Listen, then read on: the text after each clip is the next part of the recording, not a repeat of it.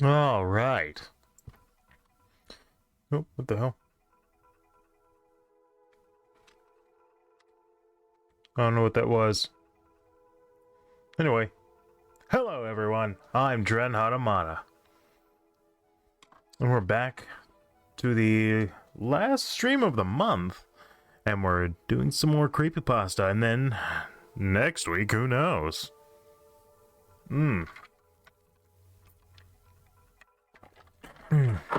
Actually, let me see what all is going to be there to begin with. I haven't loaded these up in a while, so...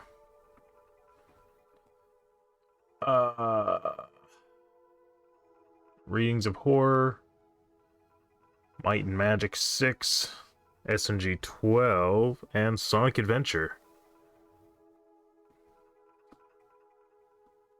Alright, okay, so that's interesting.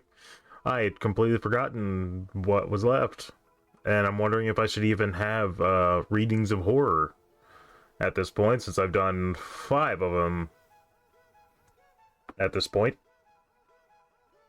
Anyway, last time we got all the way to It, which was put us at 1,151 Creepypasta, and between all the ones we've done, which we started at Hitchhiker. Yeah, one and hold on. How many have we done? Maybe it's only 4. Okay, yeah, it's 4. I didn't do one on No. Have you seen the Shadows Dance? Yeah. So we started from Goodbye. Alright.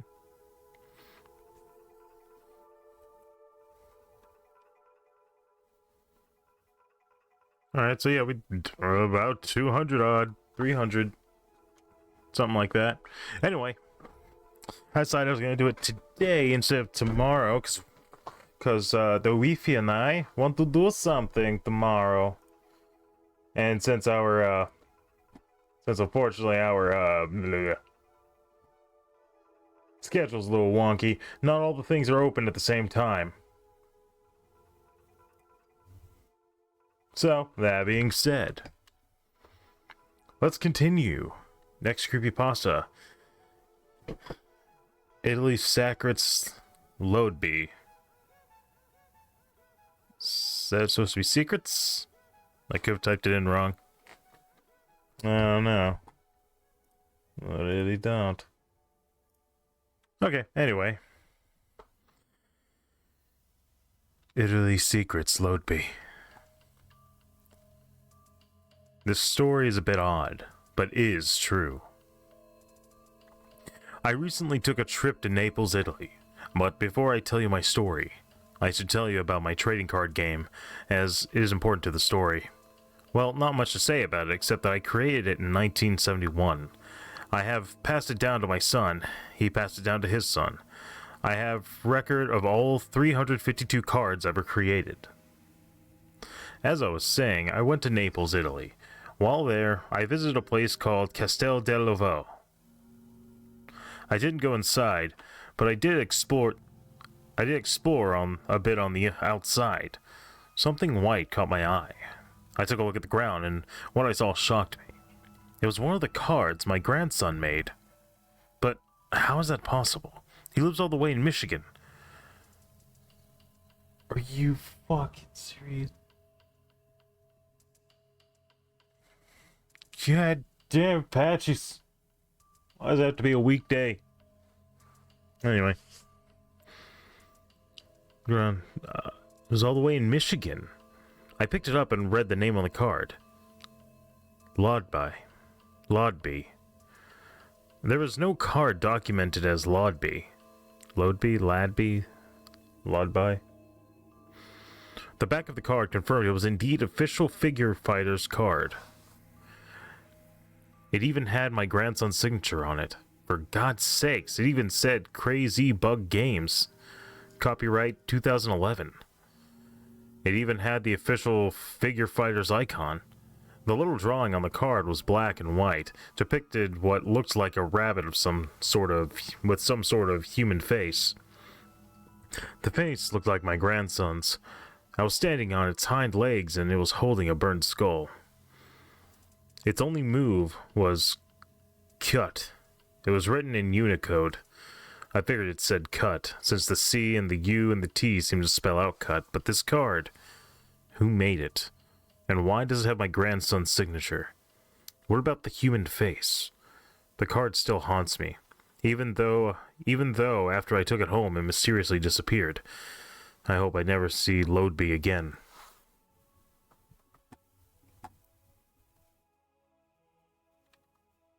The horrors! Man, I've heard that voice before, but I've never watched you. Unless it was on YouTube. My stuff doesn't really get shared that much, so I have no idea. I couldn't tell you.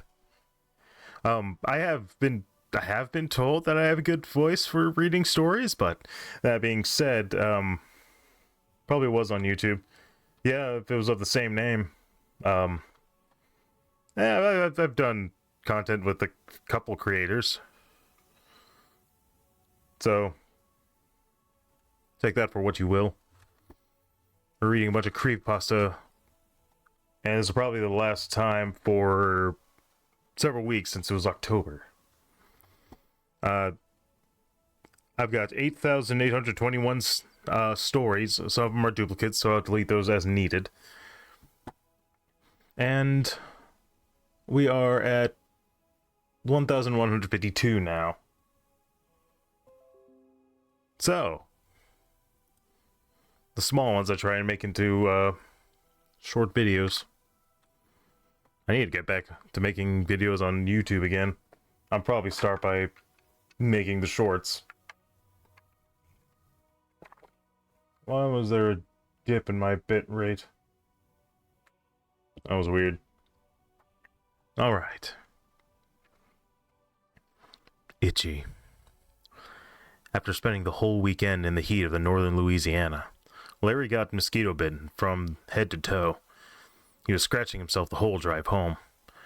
When he got back to his house that night, he unpacked, rubbed some afterbite around his neck, the itch was the worst there, and tried to go to sleep.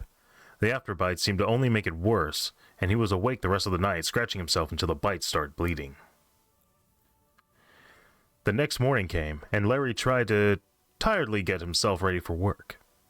Even after not being able to get any sleep, he had scratched himself so much that his neck had multiple little spots of blood where his bites were. On his walk to work, the itch got worse. He screamed in irritation and scratched his neck. People walking past him constantly asked if he was okay. He could barely hear them over his scratching. The itch got so irritating, and right before Larry got to work, he scratched so hard that he ripped his carotid artery in half. Blood spilled into the sidewalk, and he collapsed. The woman passing dialed 911 as he lay there. Pressing the side of his neck, Larry died just before the ambulance got there. He was lying there on the sidewalk, surrounded by a crowd of people. One of the paramedics slapped the side of his neck as Larry was lifted into the stretcher. Ah, damn mosquitoes. I'm going to make an assumption and say this was by Doll Boy, only because he put the picture on there. That was interesting. Well, good luck with this. I only joined this because I see your channel on Grog's self-promo thing. I'll go easy now. Good night. Oh, good night. You stay safe. This is not a good time. My neck just... I'm sorry about that. For what it's worth, after reading many of these, both good and bad, yeah, I tend to get a little bit of, I suppose symptoms would be the best descriptor. I start to feel some of the things. Hello. What? Oh. Oh, you didn't have to do that. I appreciate it. I know Grog's pretty good. I want to see more on his Super Potion channel, though. His YouTube help channel. I think that'd be really interesting. Anyway, you have a wonderful night. Hope you have good dreams. No? I'm bored. Okay, well. Fair enough. Well, by all means. I know my partner tends to, every once in a while, she'll put on my videos for herself so that way she can listen to me when she goes to bed. Alright. It'll be okay. She told me that it would be okay, that she was just going out to get some groceries. Excuse me. After all, the storm had knocked out the power for several days, and most of our food was beginning to spoil anyway. I remember the fight we had all too well, even though it was over a week ago. But now, we should be laughing it up, but we're not, because I'm still mad at her. I guess it could be said that we're not on speaking terms. I hate you driving, and refuse to do it, she said as she hoisted the soggy head of lettuce into the trash can. There's bound to be debris everywhere, I said, cautiously. Power was still out, and so we were fighting by candlelight. You just don't want to be alone in the dark, she said bitterly. She was right. I hated the dark, feared it ever since I was young. At the time, there was no power in the city, save the supermarket, which could have been could be seen from down the street. She was always right. I came to hate it. I wish I could have been right for once. I'm leaving, and when I get back, I hope you're in one piece, she said as she grabbed her keys and headed for the door. But, I stammered. It'll be okay. I'm only going down the street to get some food, and won't rot. I'll be back, she said with a faint smile. I watched her pull out of the driveway and off in the distance past a house. I kept hearing her in my head. It'll be okay. I'll be back. It was just my luck. This time, she was wrong. Ugh. I feel like I could feel that in certain circumstance. I can only imagine how I would feel in that situation.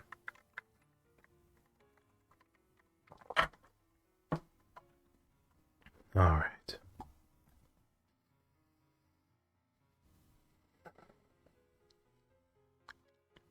It's better here. It had been a sunny day. The day that I embraced the darkness. I had done my homework, eaten, and gone to bed. I woke up. The clock read 8 o'clock, but it was still dark. I smiled and opened the window. Everything was twisted mock-up of what it had been. I saw the sandbox littered with shards of glass, pools of blood, the swings, rusted chains cracked with blood, razors underneath.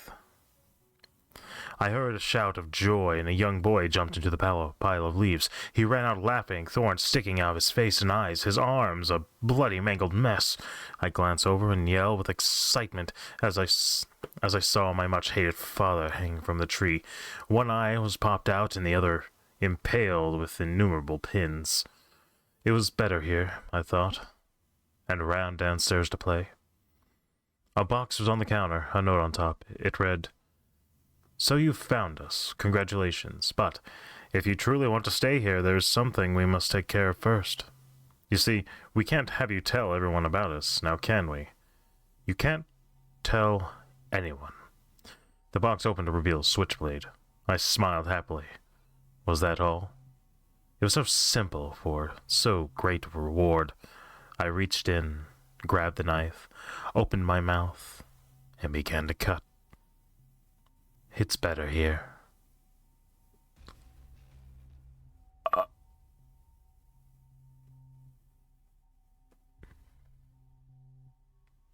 So what? I'm just a little bit confused.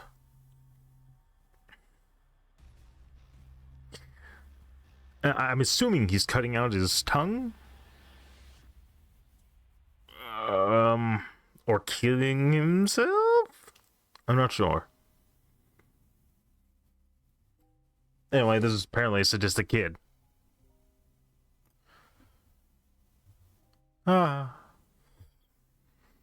It's called Creepypasta for a reason. So I bet that next to everyone that knows Creepypasta just think it's a silly name. Well, they're wrong. Let me set the scene for you. It's 11:54. Everything is extremely simple in life, and now we've made the first pasta ever. It's the very first piece of pasta made, but who made it? Well, he is known by the name the Creepypasta Maker, because he was a pasta maker. But pasta was made differently when it was new. And don't worry, I'll get to that. But the Creepypasta Maker stalks people, much like the urban legends, but he is the worst of all of them. What the Creepypasta Maker did was stalk a random victim, and then got them ready. He got people ready by scaring them in any way possible, but without showing his face. First thing he does is start using anything that has to do with food and all when you were in bed trying to sleep. The next morning you'll find food on your dinner table, but sometimes you just have missing food. Nothing much, but then, when he thinks you're ready, he'll make you pasta. Put it on your dinner table, and when you go to sleep that night, he will wake you up and butcher you. Then he'll make you into pasta, and no one would be the wiser. And he stalks people to this day. I'll give more info about the Creepypasta Maker as I learn more of him. Feel free to make your own creepypasta based on this, but not as crappy. Just give credit to me. Who is me? I want to give credit, but you unless you're the Creepypasta Maker. No. I don't have your credit. If someone knows the credit, please post it somewhere. I have to make bold assumptions and just say anonymous and everything else. I hate the format that I copied everything in now. Like, incredibly.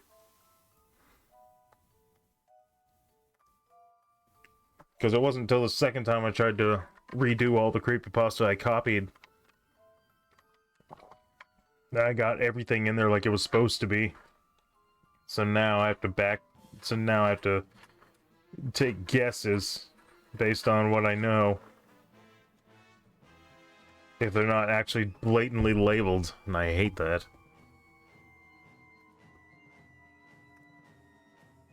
Oh well.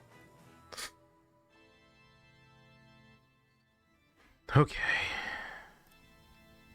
Wait. It's golden. I loved my wife, her smile, her hair, everything about her. Well, almost everything. Every day she would sing the same song over and over. She said something about it helping her with stress, or something about her father when she was a kid. I didn't listen to her sob story because after so many days of listening to it, I just did not care. Excuses were all she had. I just wanted her to be quiet. I knew she had a troubled childhood. She kept trying to cry on my shoulder. I just wanted some silence around the house. I didn't know that trying to kiss her would send her into this song. One day I snapped. I just wanted her to shut up, to stop her singing. I put my hand around her mouth to get some silence around her. She squirmed, so I pressed tighter and tighter. Suddenly, she went limp. I had killed her. I wasn't worried, though. She had no parents, and I hadn't any friends. We lived in her parents' old farm, and it was so remote that no one would come looking for her. Even though she's gone, I still remember the sound of her voice and that song. And that's not the worst thing. That's not the worst thing about life nowadays. The silence is driving me mad. Oh. The piercing silence is driving you mad after you're pissed off that you sing all the time. I see how it is. Regular people are gonna be like, the most annoying things about my partner were the things are the things I miss the most. Now that they're gone. I don't want to make that mistake ever. Is the loud on your guys' side? Nah, I guess it's alright. I suppose someone will eventually let me know. Hey, it's a little loud. Alright.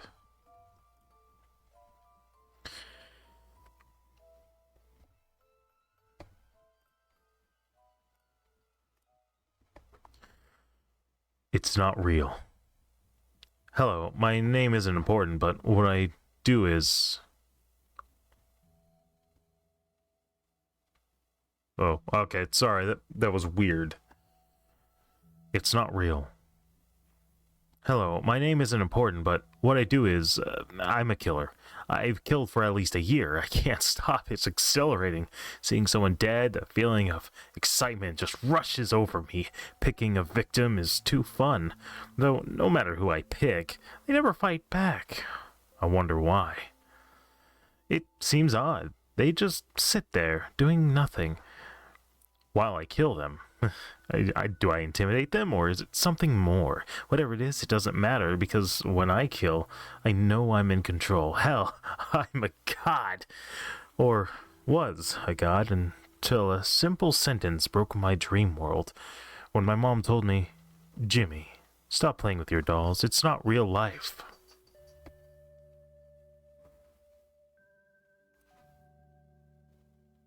Interesting. Huh. Okay, sorry, that was weird. Hello, my name isn't important, but it's not real. Hello.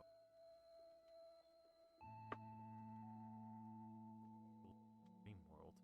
When my mom told me, Jimmy, stop playing with your dolls. It's not real life.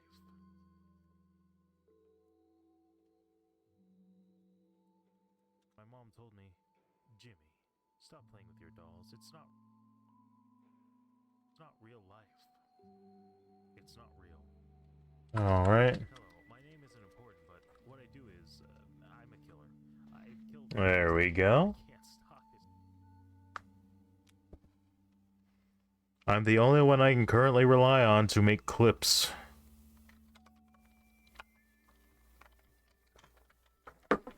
I wish I didn't have to completely interrupt myself. Anyway, it's done. The deed is done.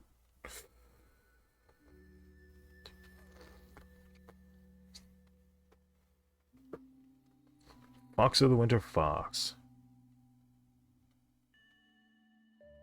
Definitely much appreciated. I don't get much action here.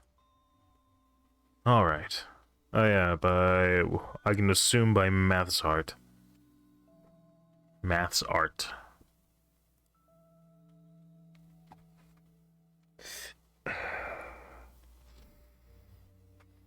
It's not yours. Hello all. My name is Kellen. I used to be a person who donated blood until a nightmare struck me before donating blood. It was a hot night. I tossed and turned all night. I saw me in a bed with a tube wrapped around my arm. As I was about to give the pint before my nurse turned to me and said, "This blood isn't yours, sweetheart." At this point in my dream, I questioned the nurse's integrity. I pricked myself with a safety pin, and that was on the bag, and the infant boy started to bleed out. Then I realized what I was. I was a human voodoo doll. I mean, it was destiny. Earlier, the boy's mom said I was spitting image of her son. All the while I was skeptical. While I had become skeptical, while the nurse said, "It's not yours." The little kid died in his mother's arms because I pricked my finger. It's been a year since that night, and I still haven't given blood. My azure clarity. That's kind of neat. But, I mean, you get a dream. There's not really much I can say in addition to. Like, when you get down to it, I mean, it's just what it is.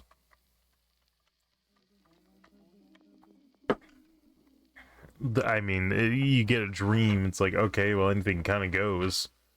You can't really say, well, you didn't have that dream. You have no proof of that, and when something ridiculous happens, it's explained because it's a dream. But it's kind of neat. It's kind of neat.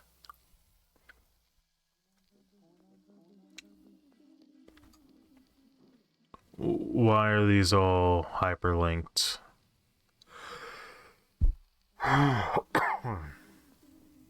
Okay. Let's see if hyperlinking is actually going to be relevant. Alright. It's so similar. Hello, I'm an avid creepypasta reader, and I've noticed that some creepypasta, mainly creepypastas involving theory, reality, and dreams, sleep, call me crazy, but some of them seem similar to the 1999 movie The Matrix. How? Long story short, The Matrix is about a hacker named Neo trying to discover something known as the Matrix, which is actually a computer-simulated reality. Now, you're probably wondering how are some of the stories related to The Matrix. Here's how. In the creepypasta for fear addicts like me, it tells that our brain is afraid of reality and it creates its own alternate reality you call reality. This is similar to the scene where Morpheus excuse me. where Morpheus explains to Neo about the real world. Neo was so afraid of this reality that to the point of vomiting under the pressure. In Fatal, it tells about psychopaths trying to help you. It even mentions the phrase virtual world and dream machine. Strange, since the phrase clearly describes what the Matrix is, a complex computer-simulated reality, and the psychopaths are similar to the ones unplugged from the Matrix.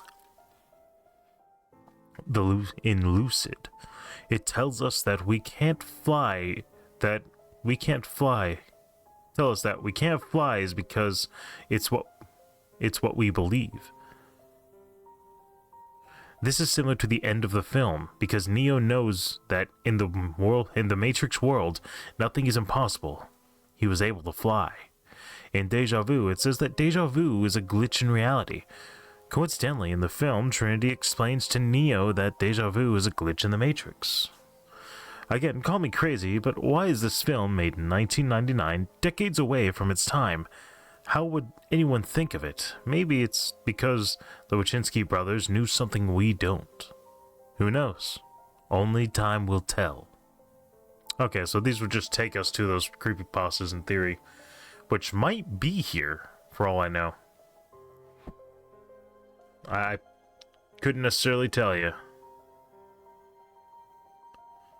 Because I only got as far as, like, some of the T's, I think.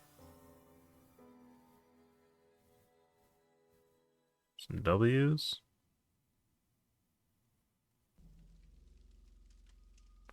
Yeah. Mostly to the T's. Maybe a few more.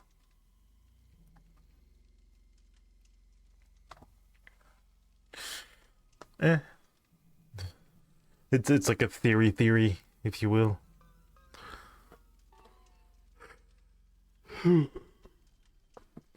Shit, I might need coffee. I'm worried about waking up tomorrow. It's there again. It's there again. Of course it's there again. It's always there. It always has been, always will be. You go back to sleep, but why are you so drawn to it? Why now? Is it a different color? Is it moving? It looks like it's... No, it can't be. Could it? It looks like it's watching you. Are you hallucinating? It's gone. But where? How? All you did was blink. It couldn't have gotten far, right? You feel obligated to follow it. It's like it's dragging you by your hair, both mentally and physically. Where's your mom? Where's your dad? It's the same house? Suddenly, your train of thought is broken. What was that? Was that... But the moment's passed. You wake up and it's gone. You look to your left and find your laptop on full charge with Google running. The words typed in as if it were seared into your mind. Your dreams, your nightmares. I'll see you soon.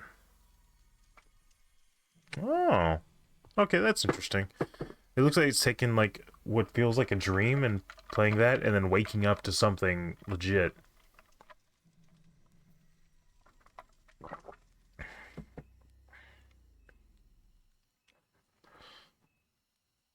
Mm.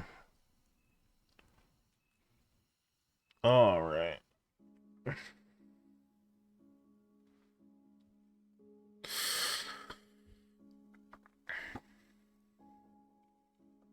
Hello.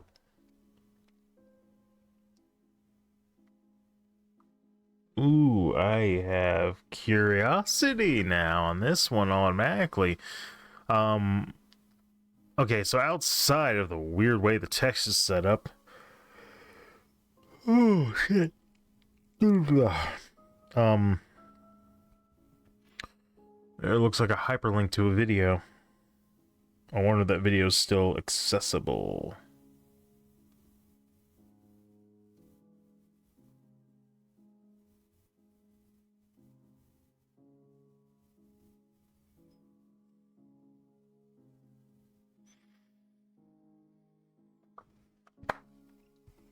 Okay. It was you. I can't believe what happened. What you did. How you did it. If you have the time, then read about what you did. Murderer. I loved her. Like a kid loves their stuffed animal. Even more than that, it's love that you cannot explain. And you destroyed it. Like a beast with vengeance. But there wasn't one. Everyone loved her. Nobody could ever hold a grudge against her. I can't believe what happened. What you did. How you did it. We had a son, a daughter, and now I have nothing. You took them from me. I loved them. Like a kid loves their stuffed animal, but more. More than you can imagine. More than possible. I can't believe what happened. What you did. How you did it. You don't know the feeling you get when all you love is gone, especially her. I loved her more than imaginable, but you ruined it. It was you. It was always you. Everyone loved her, everyone, except you. You never did. I never hated you, but you hated me. I never knew why, but you did. That's why you did it. I never hated you before, but I cannot help it anymore. What you did, I can never forgive you. I had a family.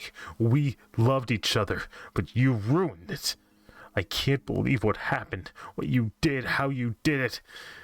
You don't know how it feels to be alone forever. After what you did, you don't know how it feels to wake drenched in blood, sirens blaring, my children crying. After what you did, nothing will be the same. They took my children, they took my wife, imprisoned it. I will never forgive what you did or what happened. They took my children, they took me. Now, I will forever be here, the asylum, waiting for the time that never seems to come. I can't believe what happened, what you did, how you did it. Now all I love is gone, forever, and because of you. Okay, I really like this one, actually.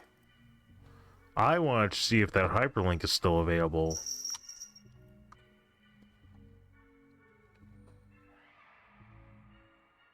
Okay, it's shut. Never mind, it is... it just takes it to, the creator.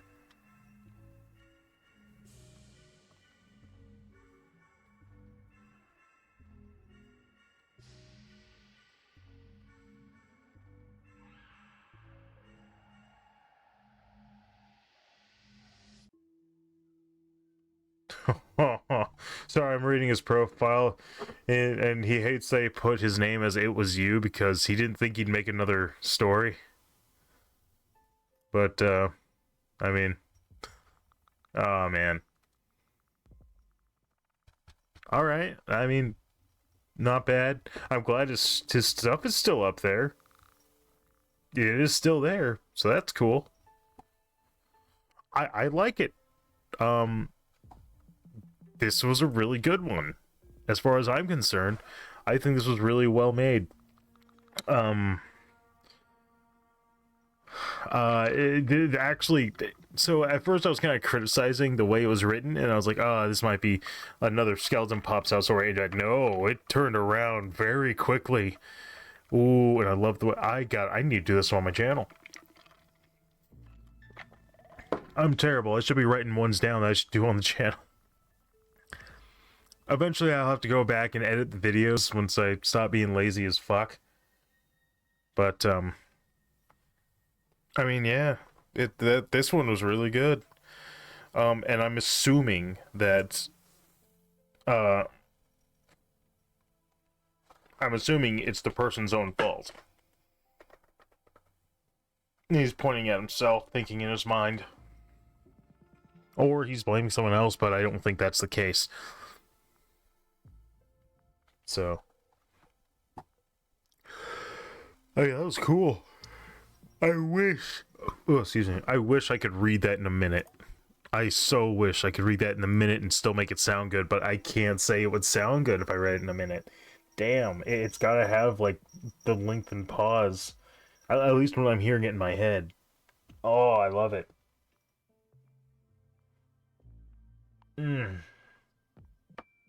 Oh, it's so great.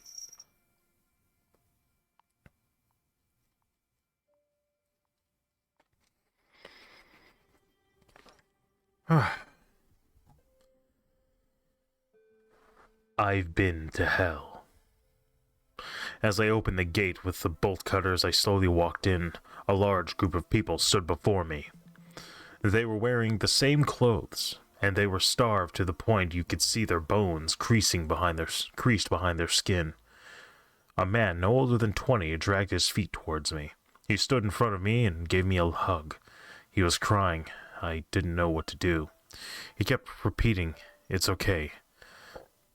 After about 2 minutes, he let me go, and the man walked off crying.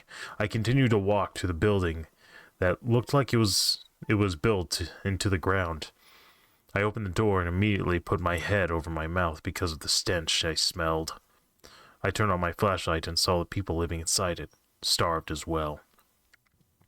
I walked out and saw the same man that had been hugging me before, carrying his father and grandfather, who was even worse than the rest that I have seen. More people were walking out of those buildings. Many people were stacked along the place, dead. This hell was surrounded by a high barbed wire fence. I saw an old woman that had a bullet in the back of her head, and I also noticed on the dead bodies that they were branded markings on their arms. This place is hell. White and blue shirts, hats, caps, and pants. That's all they were wearing. Then I heard a faint voice. I turned around and heard, "Lock these people back up again. We have to keep them contained," said a man in a green uniform. "Yes, sir," I said.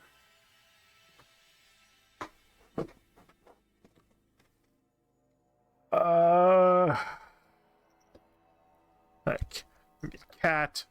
Why? Why, cat? Why must you torment me? Here, maybe if I move this shit out of the way. Or not, you can just jump the fuck down like an asshole. God damn it. I can't win. Whatever. I need to keep my fucking desk clean.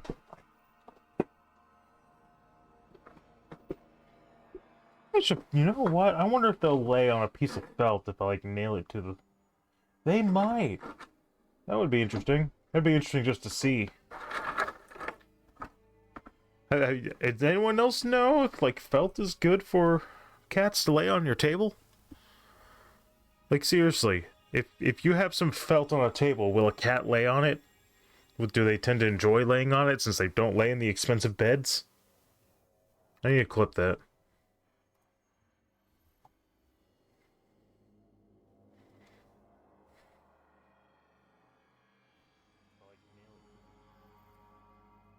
Fuck down like an asshole.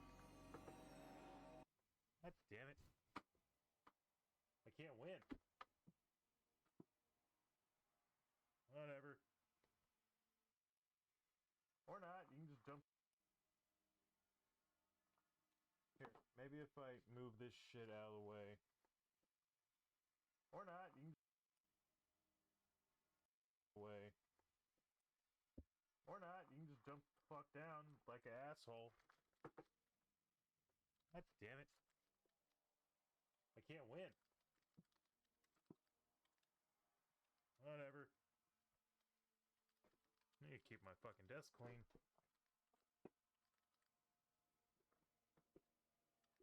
I should, you know what? I wonder if they'll lay on a piece of felt if I like nail it to the. They might.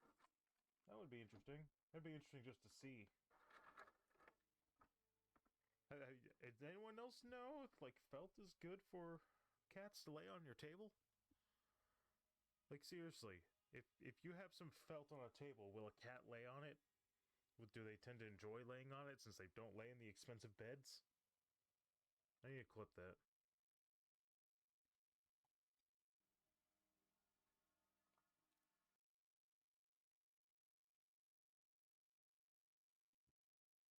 All right. There it goes. Okay. Hey. Okay, maybe I'll get some answers later. With any luck. Oh, it's a recipe! Jack-o'-lantern cheese ball! Alright, jack-o'-lantern cheese ball. Turn your favorite cheese ball into a total spook by dressing it up as a pumpkin. Added by the cheese lord. Roll the prepared cheese ball in crust nacho cheese flavored snack chips. Place the cheese ball on a kale lined platter. Cut a black olive into 2 triangle shapes. Place for the eyes and press into the cheese ball. Press 3 olive halves into the cheese ball to form a grin. You may need to remove chips from these areas so the olives stick. Place the dill pickle on top of the top for a stem. That's freaking adorable. Actually, you know what? Let me say this. Let me speak it a little better and I'll make a clip out of this one. Jack-o'-lantern cheese ball. Turn your favorite cheese ball into a total spook by dressing it up as a pumpkin. Roll a prepared cheese ball in crushed nacho cheese flavored snack chips. Place the cheese ball on a kale-lined platter. Cut the black olive into 2 triangle shapes, pieces for the eyes, and press it into the cheese ball. Press 3 olive halves into the cheese ball to form a grin. You may need to remove some chips from these areas so that way the olives stick. Place a dill pickle on top for a stem.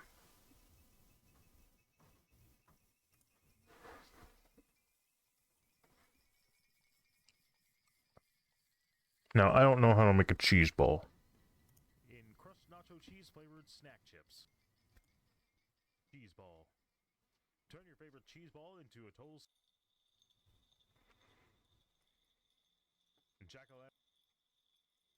Jack-o'-lantern cheese ball. Turn your favorite cheese ball into a total spook by dressing it up as a pumpkin. Roll a prepared cheese ball in crushed nacho cheese flavored snack chips. Place the cheese ball on a kale-lined platter. Cut the black olive into 2 triangle shapes, pieces for the eyes, and press it into the cheese ball. Press 3 olive halves into the cheese ball to form a grin. You may need to remove some chips from these areas so that way the olives stick. Place a dill pickle on top for a stem. Jack-o'-lantern cheese ball. That works.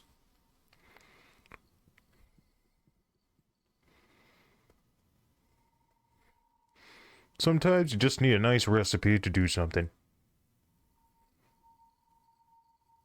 That's adorable.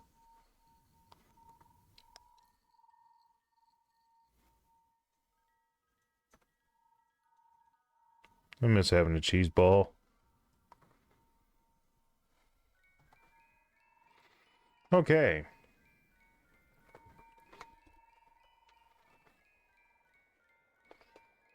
Alright. Jail game findings. Oh, we're in the J's. Oh shit, I just noticed. We're in the J's. We're there for Mr. J. Alright. How did I not notice that we've made that transition? Fuck. Jail game findings. OC by Supreme Message. Well, some of us have read about the infamous jail game, and it is all true. Sadly, I myself found a copy of this game. I wish I hadn't. Well, you know the stories about how there was text telling you to get out? You can, but you have to wait proportionally about 50 years of gameplay. As you can tell, I used a hack. I set it a few minutes before it set 50 years. Well, the story about the security guard was true. A character similar to one came in. But then it skipped to a cutscene, which consisted mostly of static and screaming. Once that was over, I cut back to the game. I was standing in a pitch-black room, if you would call it. I was just standing there for a few minutes when suddenly I could hear crying. And then I saw something I really can't explain to you right now. But just remember, reader, you can never go out. Never. It will always haunt you. No matter what you do, this man in the prison, he realized this. And look what became of him. Because that man is you. What is the prison game?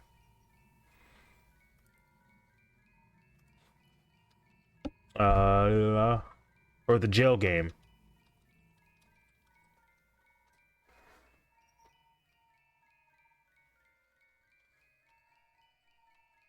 Oh, it's a prison simulator? The fuck? Eh.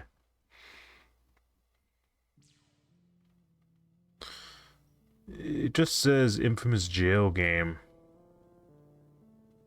I don't know what they're talking about.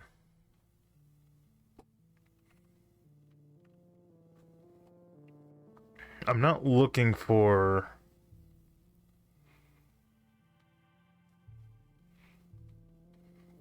fun puzzles and boredom. Prison bingo, rock, paper, scissors, no.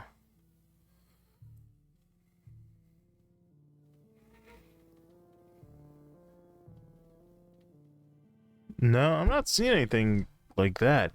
I was curious if it was like an actual thing. I don't know. I haven't heard of it. So apparently people have. It might be something different than what I'm thinking about it. Alright.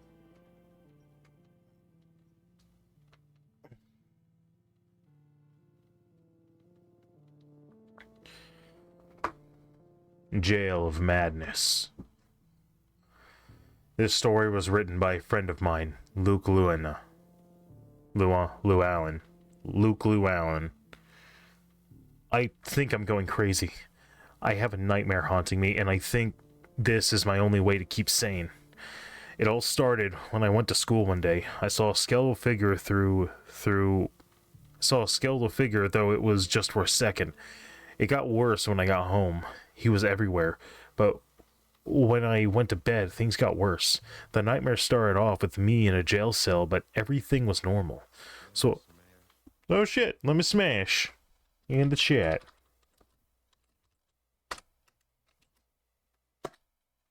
It make me laugh. The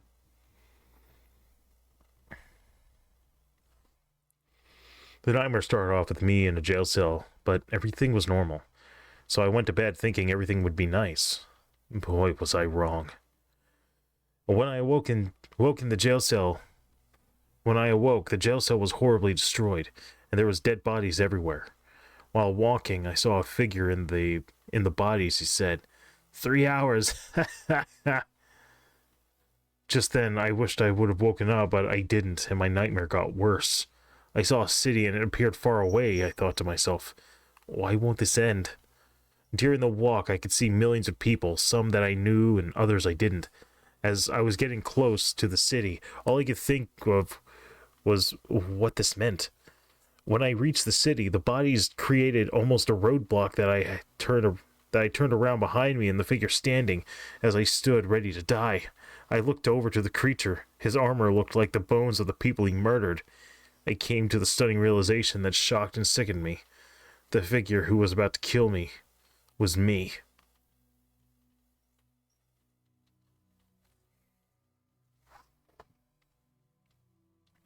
I have logistics issues with this.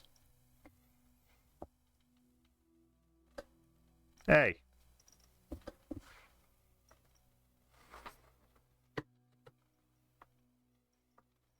Here, just lay down.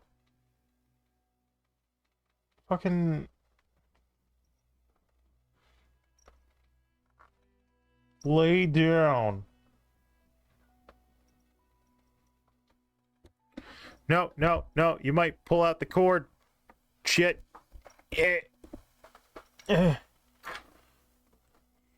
No.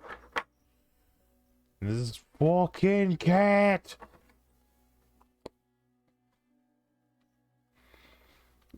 Chill out, little girl. Please flop. Flop on my desk. Flop on the nice clear part of my desk.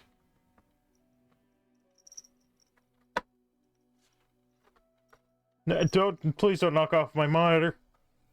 Jeez.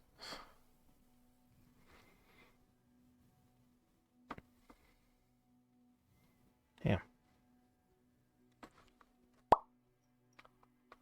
Okay. James Albright. The Manhattan Project was started in 1942. To develop the first nuclear explosive for use against the enemies of the U.S. in July 1943. Dr. James Albrecht, one of the project scientists, was accused of spying for the Germans. Albrecht's co-workers noted in interviews that the man stopped talking to everyone and seemed especially aloof, even for scientists.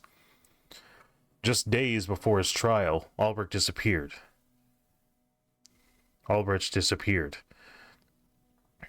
Leaving a wife and 2 kids. On November 17th, 1998, Albrecht suddenly showed up at his younger son's home in Springfield, New Mexico. Upon realizing that the man was his father, Ethan Albrecht, at the time 81 years old, invited him in and trying to figure out what happened. However, within hours of Dr. Albrecht's disappearance, the FBI agents arrived and took him away, to his son's protest. In an interview with local newspaper, Ethan noted that Dr. James Albrecht hasn't aged a day. He looks as young as my son. The scientist also seemed to suffer from amnesia, constantly asking where his wife was and when his trial is. To this day, the government denies that Albrecht ever existed. Dr. James Albrecht was 68 years old when he was invited to join the Manhattan Project.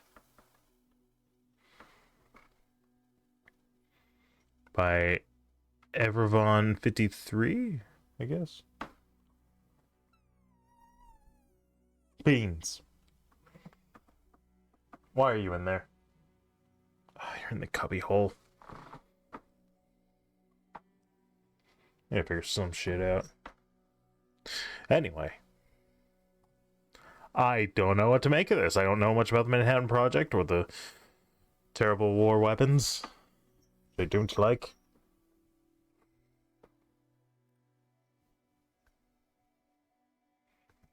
Alright.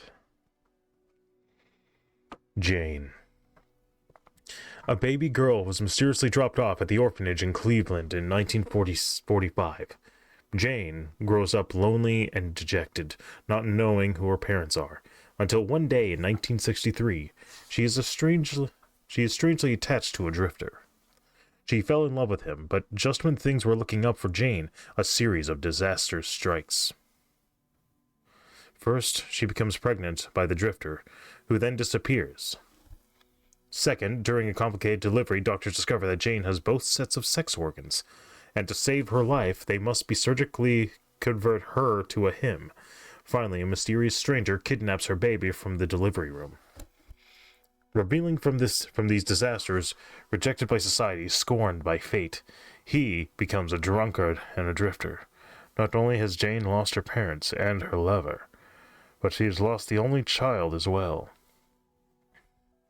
Years later, in 1970, he stumbles into a lonely bar called Pop's Place and spills out his pathetic story into an elderly bartender.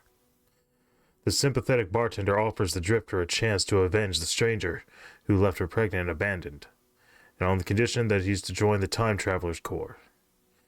Both of them enter a time machine, and the bartender drops the Drifter off in 1963. The Drifter is strangely attracted to a young orphan girl who subsequently becomes pregnant. The bartender then goes forward 9 months, kidnaps the baby girl from the hospital, and drops the baby off at an orphanage back in 1945. Then the bartender drops off the thoroughly confused Drifter in 1985. To enlist in the Time Traveler Corps, the Drifter eventually gets his life together and becomes a respected and elderly member of the Time Traveler Corps. Then he disguises himself as a bartender and has his most difficult mission to date with destiny, meeting a certain Drifter at Pop's Place in 1970. Oh! It's all one person. This was really well done. Oh, I like this. This is clever.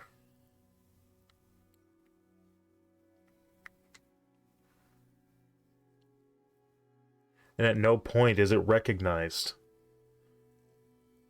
Wow.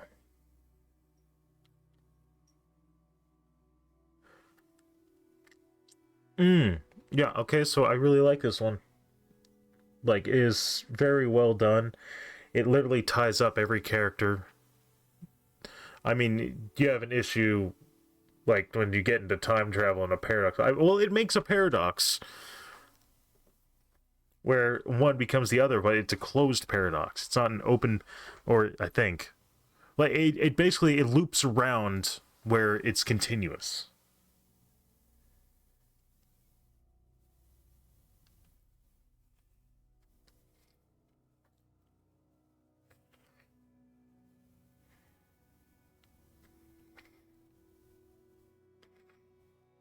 And also adding in hermaphroditism.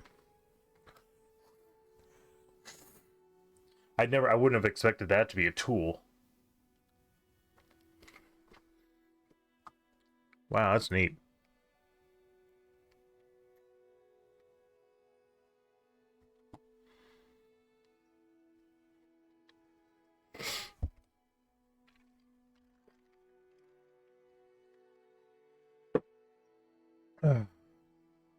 Jaundice. Johnny was a kid in 3rd grade, as were most children his age. One particular summer afternoon, after getting off the bus and walking down the street towards his house, he stopped to talk to his neighbor, who was standing in his yard. After a brief conversation, he went home, so as not to worry his mother. "And just where have you been?" his mother asked as he walked into the front door. "Talking to the guy next door," he said when he set his backpack on the chair and the kitchen table and sat across from his mother. "What's jaundice mean?" he said. "What? What's jaundice mean?" he asked. "What?" queried the mother, confused to how he had learned the word. "Where did you hear that?" she asked. "I was coming down the street and saw a man next door. I asked him why his skin was so yellow," Johnny stated proudly. "Oh, I see," his mother said. "Go to your room and do your homework," she said as she walked to the window and looked over to the house next door. She didn't want to remind her son that the neighbors had died a week ago from liver failure. Ah, I'm not gonna lie, I thought this was gonna turn into like a Simpsons thing.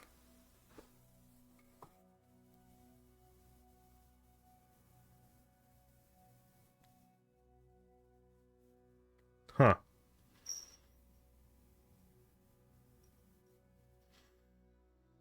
Interesting. That's kind of neat. I don't put this as like really good or anything, but it's neat. I like you go down a path that you're trying to make something scary. I kind of wish that it could have got to a point where jaundice itself made it scary, but I don't know. Things of interest.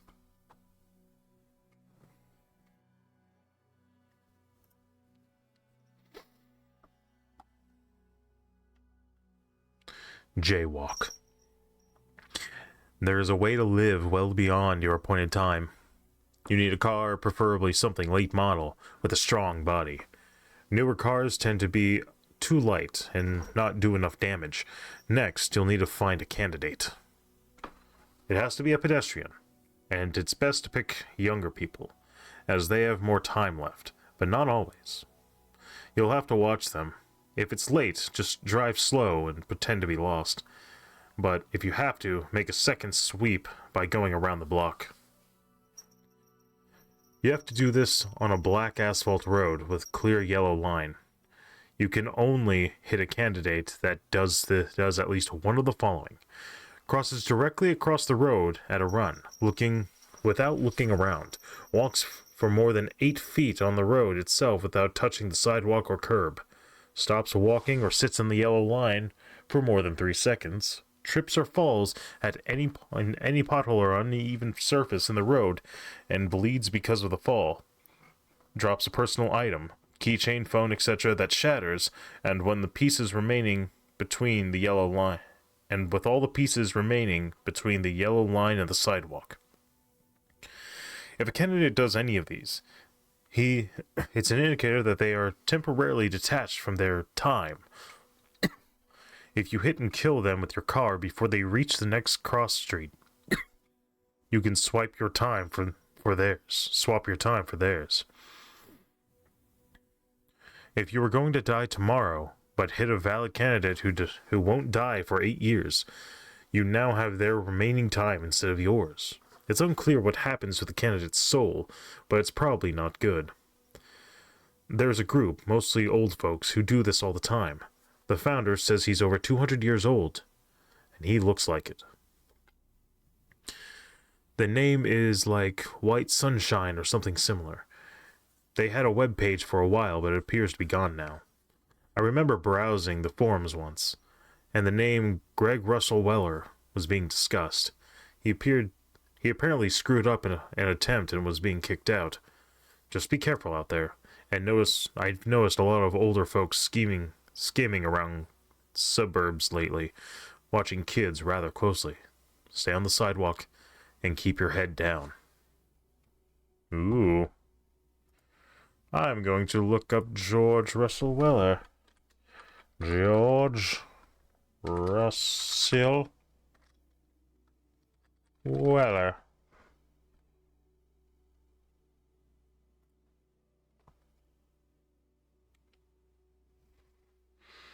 Santa Monica Daily Press. Oh.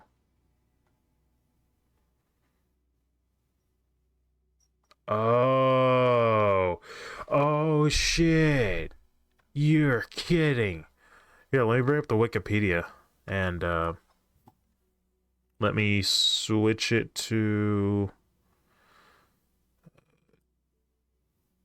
display. Let me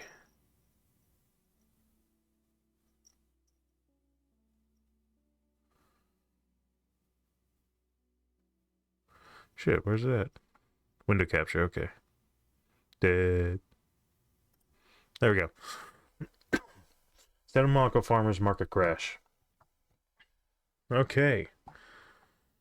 So, on the afternoon, July 16th, George Weller, then age 86, drove his 1992 Buick Sabre, westbound down Arizona Avenue in Santa Monica, California, toward the city's popular 3rd Street promenade. The last few blocks of the street before it ends at the Buffs overlooking Pacific Coast Highway had been closed to a vehicle traffic for bi-weekly farmers market. Weller's car struck a 2003 Mercedes-Benz S430 sedan and had stopped to allow pedestrians through a crosswalk, then accelerated around the road closure sign, crashed through wooden sawhorses, and plowed through the busy market crowd, traveling nearly 1,000 feet, or 300 meters, at speeds between 40 and 60 miles per hour, or 60 to 100 kilometers per hour. The entire sequence of collisions took at least 10 seconds. By the time the car had come to a halt, Weller had killed 10 people and injured 70. Weller told investigators that he had accidentally placed his foot on the accelerator pedal instead of the brake.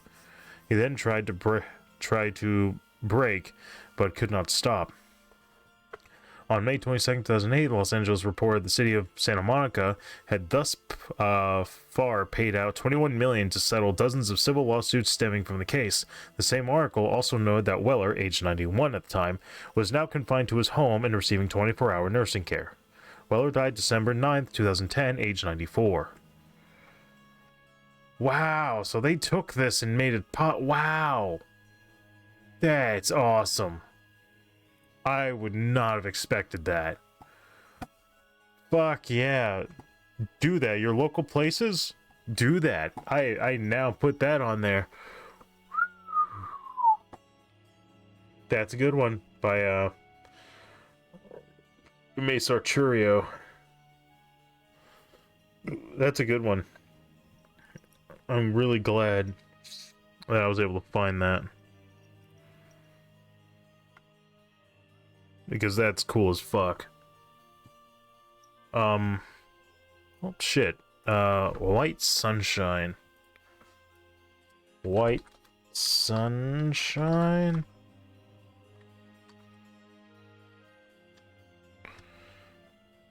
It's just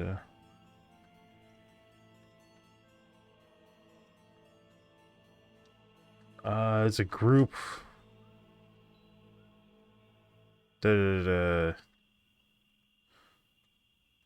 White Sunshine leader? Oh, founder.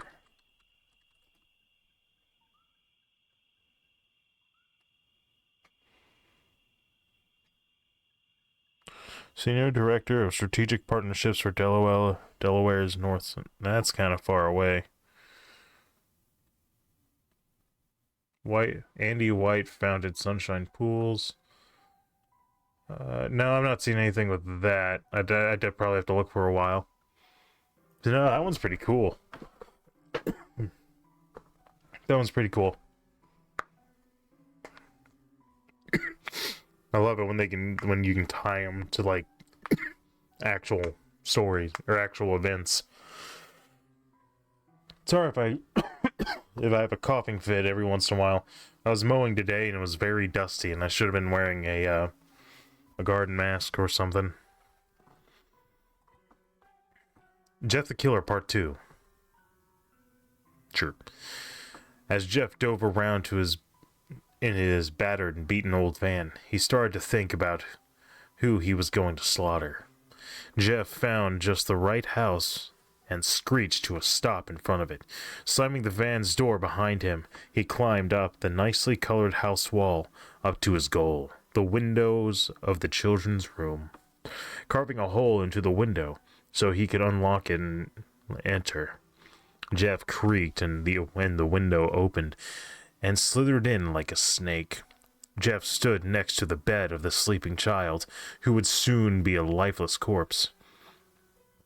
After waiting and viewing the child, Jeff whispered, "Go to sleep." The child woke up instantly, yet died before he could scream.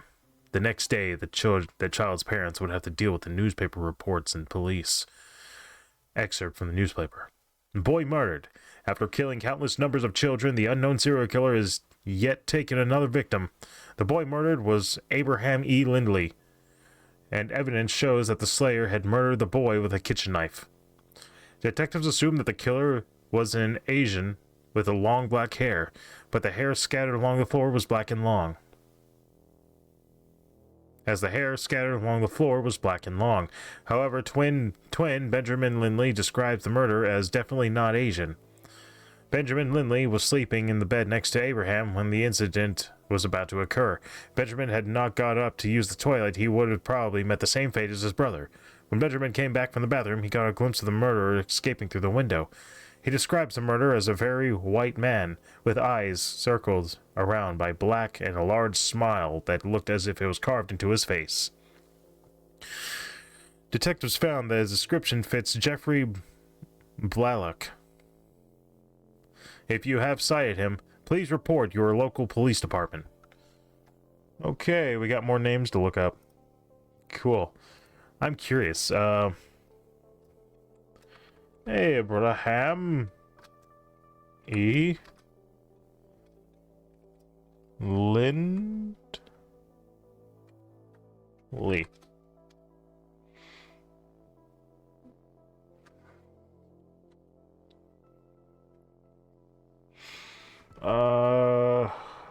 No. Nope, the first thing that comes up is Jeff the Killer Part 2 on Spin Pasta.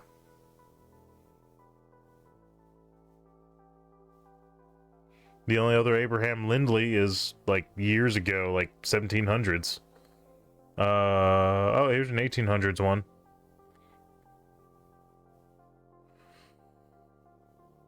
Alright. So that's a nah. It's there. Jesus. I don't know if that's by the original person or not. I think I can clip this one. Jesus. Nearly half the world believes in Jesus. Nearly none of the world believes anything they read here. Why? Why is it that so many people find it easy to believe in a man who cures disease and handicaps, calms storms, defied gravity, and even defeated death multiple times, but people can't believe in a thing that kills people occasionally? All I'm saying is just because you root for the good guy doesn't mean that the bad guy doesn't exist. Sure, you're not wrong about that. Jesus. Nearly none of the world believes anything they read. Half the world believes in Jesus. Nearly half the Jesus. That the bad guy doesn't exist. Jesus. Nearly half the world believes in Jesus. There we go. Nearly none of the world believes any.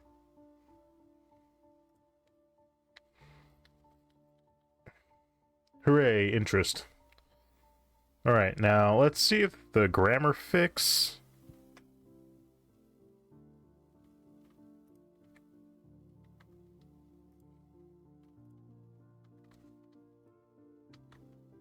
Come on.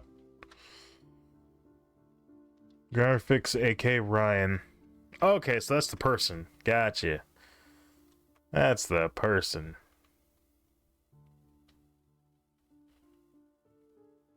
Gotcha. Okay. Sure. I'm guessing Fantasy Phantom added it, but apparently Grammar Fix is the actual person that wrote it. Okay, interesting. That is nice to know.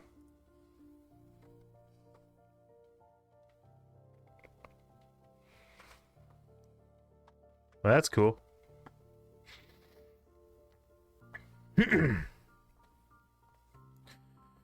JFK. The assassination of John F. Kennedy started a macabre chain that continues on to this day. Oswald killed Kennedy, Jack Ruby killed Oswald. This much we do know. What many people aren't aware of is how far it continued after that. In 1967, while awaiting retrial for the murder of Lee Harvey Oswald, Ruby died in Parkland Hospital, the place of death of both Oswald and JFK. Some say due to the negligence of the doctor overseeing them. A few years following this, the same doctor died in an auto accident while on his way home. The driver of the car that struck him would make a full recovery, though the medical costs would bankrupt him and drive him to a life of crime. Store owner acted in self-defense and would be the one to claim his life, and so on. Few have kept full track of the chain up until now, or how far from Dallas it has actually traveled. But many believe it still continues on after this. Fewer still are sure if we started with Oswald or JFK, or perhaps it goes back further than that, betraying some unknown transgression from President Kennedy's past. Just be careful out there. Oh. I assume by Cheese Lord. Fuck, I hate that this is the time it is now. Because that could easily be related to fucking recent events. Okay, cool. I'll be off. Alright, Jigglypoof. I got the Jigglypuff song. Jigglypuff song. Jigglypuff, Jigglypuff. You want to stop playing. It's never enough. I'll be with you forever. When I leave is never. For eternity I'm watching you. Jigglypuff, Jigglypuff. Some girl went missing. Who is it? I know. My last trainer who died last night. She said something that isn't all right. Can we stop playing so I can sleep? No. Now not a peep. She's now asleep for all of eternity. For you I felt pity. You lay asleep. I was watching you that moment. Jigglypuff, Jigglypuff. If you reject me, I'll torment you. In your dreams? Maybe not. Maybe this is a dream right now. An eternal one. Goodbye, it seems. For all eternity. I don't know about that one. I feel like it would work better if I knew. Jigglypuff song. Jigglypuff, Jigglypuff. For all eternity. I mean, I guess it's alright? I don't know. Jigglypuff, Jigglypuff. You want to stop playing. It's never enough. I'll be with you forever. Me. I feel like I didn't realize I put in a no, and I said, can we stop playing so I can sleep now? And I said no. Now not a peep. It's alright, I guess.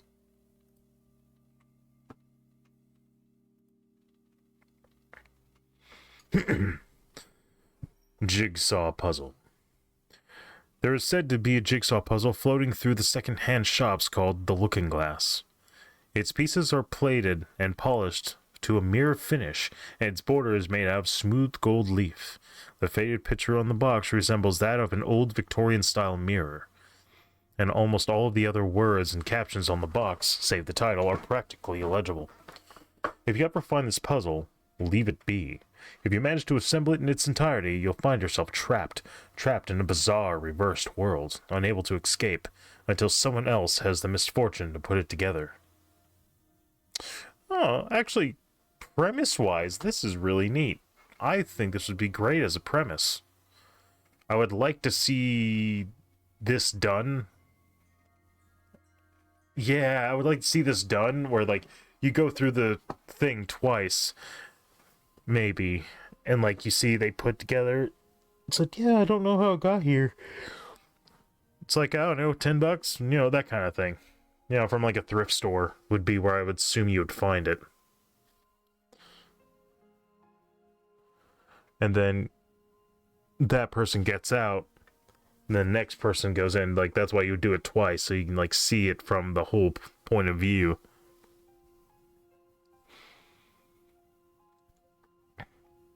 Now, I assume it finds a way to make its way back to the store.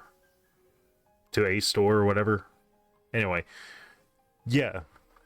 I like it premise-wise. I want to see more of it, like, played out in a, like, you could probably do it in, like, a 4 or 5 minute, short.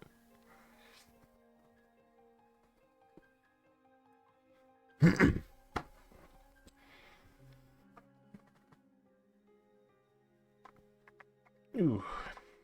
Alright. Jimmy.wmv. When I bought a new computer a few months ago, I looked into the previous owner's files to see if he or she happened to have anything still saved. I found a sick, disturbing video titled Jimmy.wmv. It was a typical Friday night in sunny Tempe, Arizona. I had bought a new computer, a good one, considering it had Windows XP. I had never liked Vista or Windows 7 or 8. It was too new for me. The computer started as normal after I plugged it in. The previous owner was obviously a fan of Nickelodeon shows. Just to go ahead and tell you, if you make a boot drive, which you should be able to make for free for Windows software, you can go all the way back to XP if you really want to. I'm not sure how compatible it is with stuff, but you can do it. Because I keep a boot drive just in case something happens. I had to make it when I had to fix my Windows. So yeah, I'm just saying you can go back to a different version of it if you want to. I always hated 8. 10 is all right. I don't want to go to 11 because it takes away some shit. Anyway, they had a collage of all the classics, well-known shows of the late 90s and 2000s for their wallpaper. SpongeBob, Fairly Odd Parents, Hey Arnold. This guy was old school. One of the pictures, though, was odd. Jimmy Neutron was pictured, but in front of a black background with red text, I read Jimmy. I figured he made that picture in paint. I opened it up, my computer, and looked in my pictures. Nothing. My documents, nothing. My videos, but had held but one file, Jimmy.wmv. I clicked on the file and the video started immediately. It didn't open in any programs though, just played. For what it's worth, if you're trying to figure out what the background is, you should be able to reverse search it through the, when you set up your background. Because if you see what the photo is, you should be able to right click on that photo in the options and it should say find file location or something like that, or locate, something like that. It'll take you to the file location and then that's where you can find it. Anyway, the video began with the normal Jimmy Neutron intro. Again though, at the end, Jimmy stood in front of a black background with the red text. Goddard did not run into him, and all the characters were absent. This was strange. I saw Jimmy sitting in his bed using a laptop. Jimmy usually had a PC on his desk. These minor differences bothered me. I don't know why, they just did. The camera, so to speak, zoomed on Jimmy's face. Upon further examination, a rotted, aged face of him showed for about half a second before fading to black. The next scene viewed Cindy doing what Jimmy Neutron just was, exactly the same way to every last detail. Even their laptops looked the same. This time, the screen faded to blood red. Jimmy was now walking down a long, desert-looking road. He aged as he walked through. He aged as he walked, though. 3 minutes of this, and he looked to be about middle-aged. 5 minutes passed, and he looked 70. 28 ghoulish minutes later, and now he's a rotting, walking corpse. A close-up of his face showed I almost vomited. Realistic blood and flesh hanging only by threads of skin and muscle. Bones were tinted yellow, and the screen faded to black. You are dead. That is what had appeared on my computer screen before it crashed. To this day, I have nightmares about that video. Sometimes I wonder, when will I die? I don't think I've heard any of the Jimmy Neutron creepypastas. I'm actually kind of surprised because it seems like that world, if nothing else, would have a lot to go on. I still don't like these ones where it's like it's taking it out of the show. It's just hard. Like I want it to be like in universe to make sense. I mean, like the Ed, Ed and Eddie ones, they're pretty good. So I don't know. I don't know.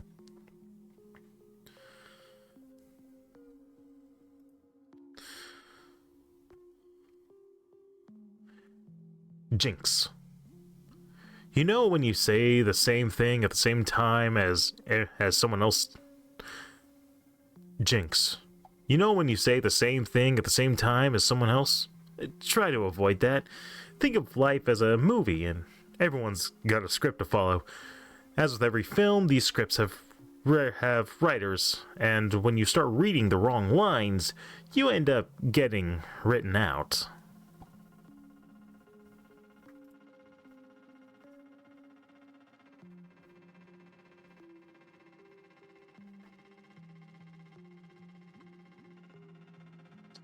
I heard a cat bathing. I done seen it. Someone else? Try to avoid that. Be the same thing at the same time as someone else. Jinx. Jinx.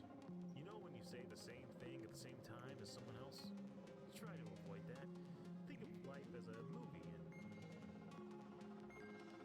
and when you start reading the wrong lines, you end up getting written out.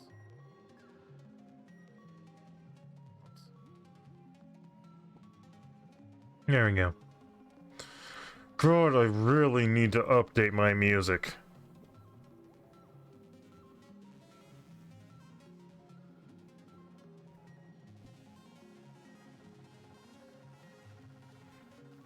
Alright, no, I do kind of like that. It's like, oh, so that's how people get disappear.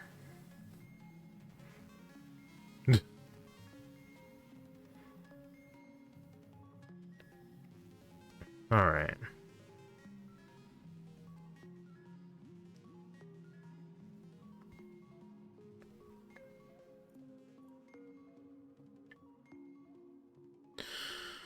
John Jackson and Jack Jackson. April 22nd. April 22nd, 1910. Okay, what I have just seen has just freaked me out. As I walked into my house the other night, I find my mother on the floor, dead without a head. I slowly lost my sanity before I was cured by a psychiatrist, physicist. But before that, I saw two giant men, 7'5", I'm guessing, walking away from my house. They looked like they were Confederates from the Civil War. I saw them again, and they attacked me. They yanked at my head relentlessly, then they backed away, probably because the authorities arrived. I caught a glimpse of their name tags, John Jackson and Jack Jackson. If anyone is reading this, you are aware of their existence, and it's probably too late. That was what I read. It is an excerpt from an old diary. I saw them, John and Jack, and I saw them murder someone. But not normally. John ripped off the guy's head, and Jack ripped out the guy's heart and switched the places of the parts. I followed them to a glacier, and they froze the body. They are coming. John Jackson and Jack Johnson. John and Jack were originally best friends, but they accidentally killed each other. They came back to life as giant zombies. 7'6" tall. Close to the boys' interpretation from 1910, they came back wearing Confederate uniforms for unknown reasons. They killed people who have learned of their existence. I wonder.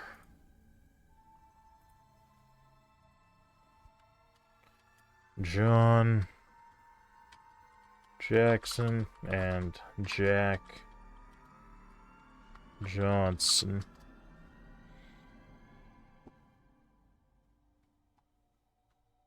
John Jackson, Jack Johnson. John Jackson was a presidential candidate for the Fingerlikins? What the hell?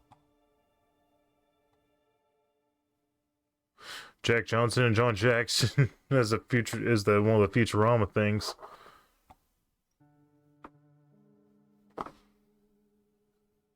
All I'm getting like significant is like the Futurama joke. Anyway, I'm not gonna find anything with any quickness.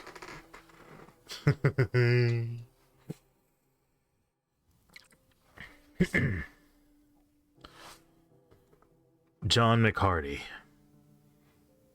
Come. Lose what has already been lost. Oh wait, no, that's part of the photo.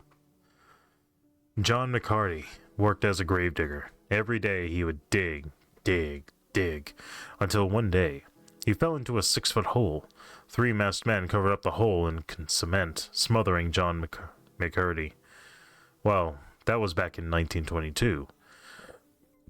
In 2011, a hole was discovered by a man. He decided to dig up the old cement covering the hole. But as he dug, he saw something coming out of the hole, rising above him. It was a skeleton-like creature with a bright, glowing red eyes, scratching and clawing its way out of the hole. It got up and killed the man who was digging.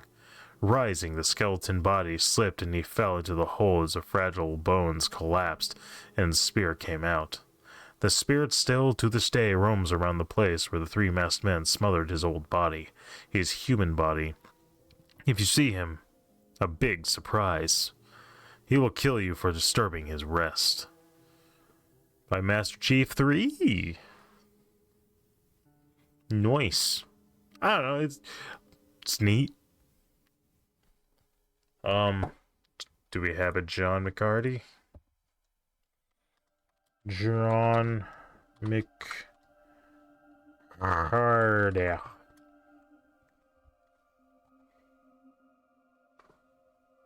Well, there's 40 plus John McHardy profiles on LinkedIn.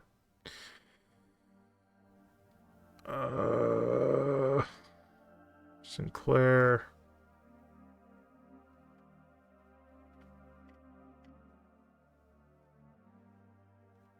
Nothing recent.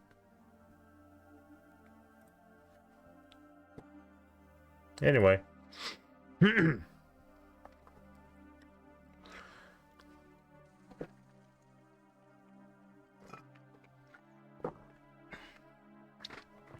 Jonathan's video game. Something strange happened to me after writing about Jonathan. I decided to play another SNES game and to calm me down after writing about Jonathan. I saw one of the video games that he loved playing, Metroid. I loved Metroid too, so I picked it up, and as you would have guessed, there was a note on it. It read, "Don't touch my game." I didn't want to play Metroid anymore, but I'm a curious guy. I booted the game up, and surprisingly, it booted up smoothly. Nothing like what from all that Creepypasta gaming crap, which I loved lately, being narrated by Mutahar. It played amazing. I played all night. Name dropping Mutahar. Then it happened. I was fighting Ridley, and no matter how many times I tried, I couldn't beat him. And when I finally did, the system restart. I raged, since I didn't know how to save, but I'm really bad at games, who can blame me? I decided to play Super Mario, but after ejecting Metroid, the SNES flared, causing a fire. I put it out easily, and I heard a familiar evil voice. "I see you." I ran out, dazed and confused. It was in the middle of the night, and Jonathan was on my tail. That's just great. I managed to avoid him, though. I think he doesn't want to kill me, but I can never be sure. I'm gonna be honest, it was a little all over the place, in my opinion. I feel like there's a lot of, like, unneeded information. Great for dropping Mutahar, but not necessary. It adds nothing to this. Like, you could just said, which I love lately on YouTube, but I mean, it's fine. But for one thing, not being able to save, I call bullshit, because it teaches you where to go by putting you in a position where if you didn't explore, then okay, but yeah, I've beat Metroid a couple times, like 3 or 4. I am hard pressed to think that you didn't explore and find at least one safe spot, because like the game's designed in a way that makes you curious because you want to fill in all the blue spots. There's something you don't know, you want to try and get to it if it's not too annoying. And there's like, I don't know, 15 save spots in the game or some shit. They're around. You would have found them. In fact, in some places you have to go through it. You would have stepped on it. I call bullshit. So, no.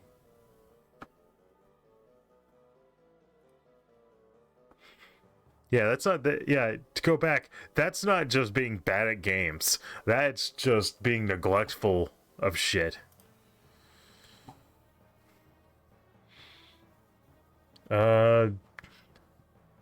Johnny Rapture Theory. This is the only known photo of his older music titled Discombobulated. Johnny Rapture, or better known as Johnny Rapture with a 3, is a Canadian music beat artist who has a weird style to his image. Knowing the music today, dark pop and loud, harmful decibels can cause serious issues in the future. Trauma.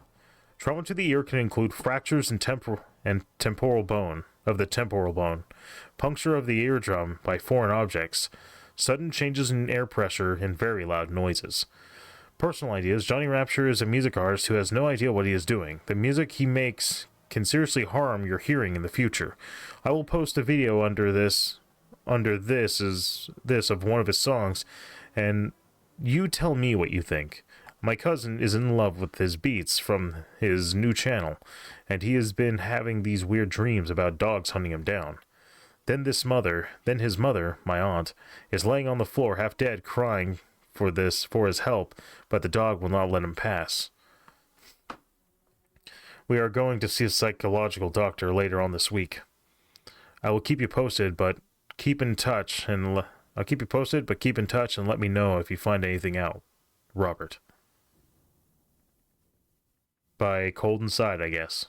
I don't know who the fuck Johnny Rapture is, so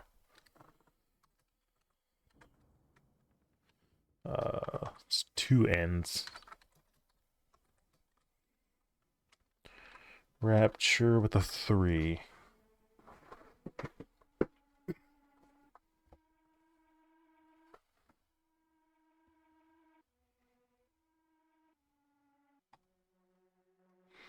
Right?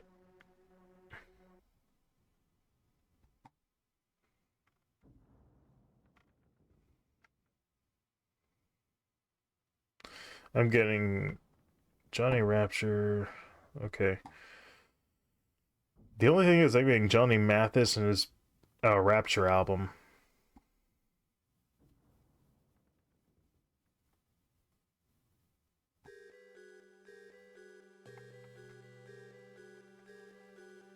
What about videos? Is there YouTube?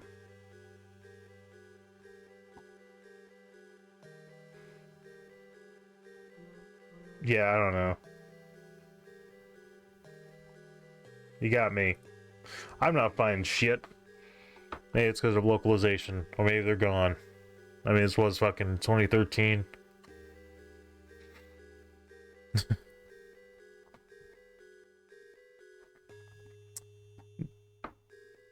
Tibi morte moriator.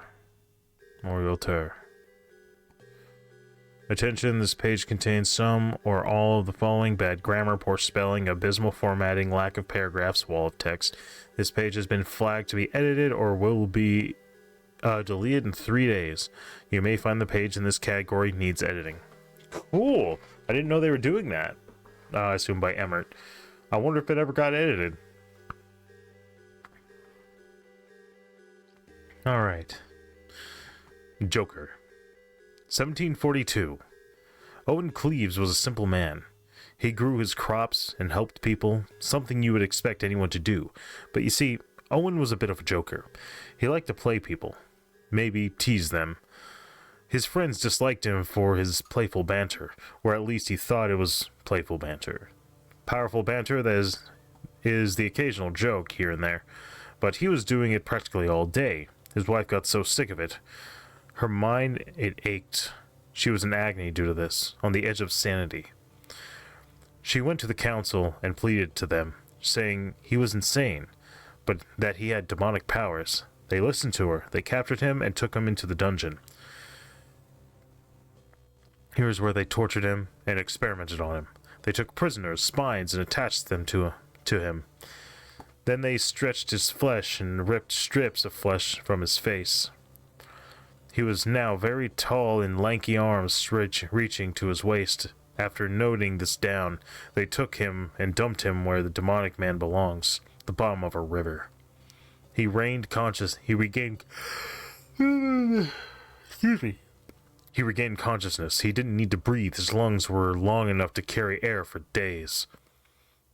Oh, how he loathed them. He was going to kill everyone as a joke. The way he always does, by playing. That's kind of neat. I don't think it's done well, by any means, but the concept is in there. I would have liked to see more of that. Extending lungs to a point of absurdity where they are so effective that you could just breathe, you could hold your breath for days.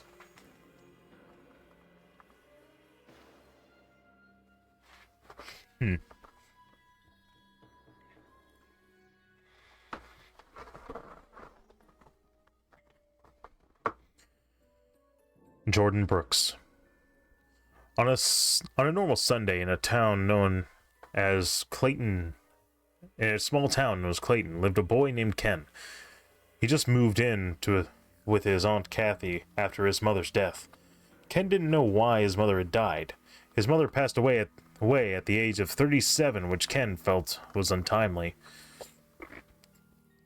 Oh. Excuse me. Ken was getting used to living with his aunt's at his aunt's house. Ken had no idea that his ancestors were monster hunters. His aunt was planning to teach him about monster hunting with his ancestors, but she felt he was too immature at the time. The only problem was that monsters were appearing in their dimension faster than last year.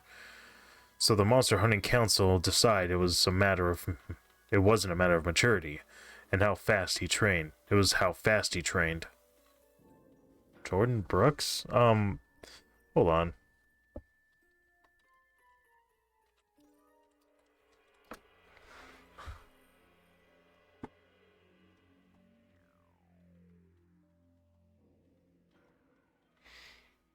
No, it's not who I'm looking for.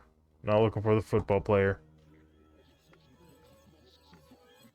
I don't give a shit about football.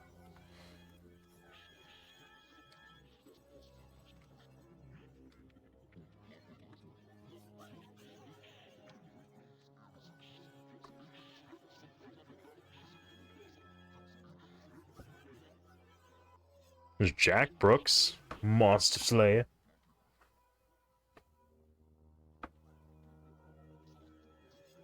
Yeah, I'm not finding anything on that either. I thought there'd be like a character.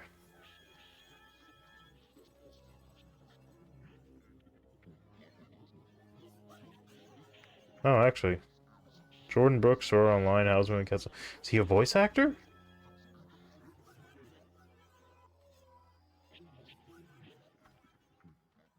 Abram Van Helsing, Jack Brooks.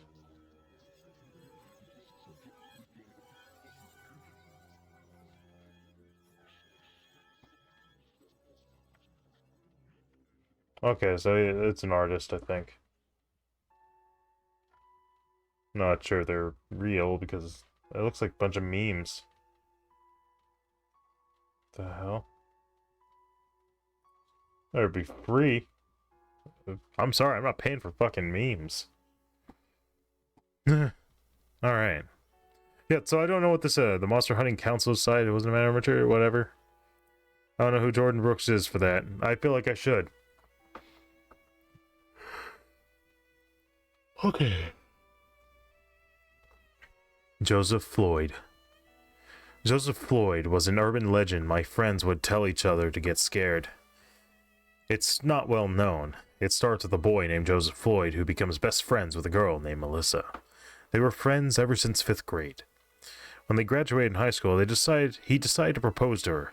While Joseph was looking for Melissa, he couldn't find her. He decided to go to her house, and the next day, while he was driving to the grocery store to buy some food, he saw a group of men raping Melissa. He called the police and the men got arrested. Joseph drove Melissa to the hospital because she was in bad shape. The doctor told Joseph and Melissa had internal bleeding, STD, and skull fracture. She had to stay in the hospital for a few months. Several months passed and Joseph went to visit Melissa. When he asked the doctor how she was, it turned out that she died a few days ago. Joseph became suicidal. He went to the rooftop of a tall building and jumped off. Shortly after Joseph's death, the men who arred her went missing. The bodies were found in the same place. Joseph committed suicide. Later on, more people started to die. All of the people were Melissa's enemies. The coincidence didn't stop here. They all died the same place Joseph committed suicide.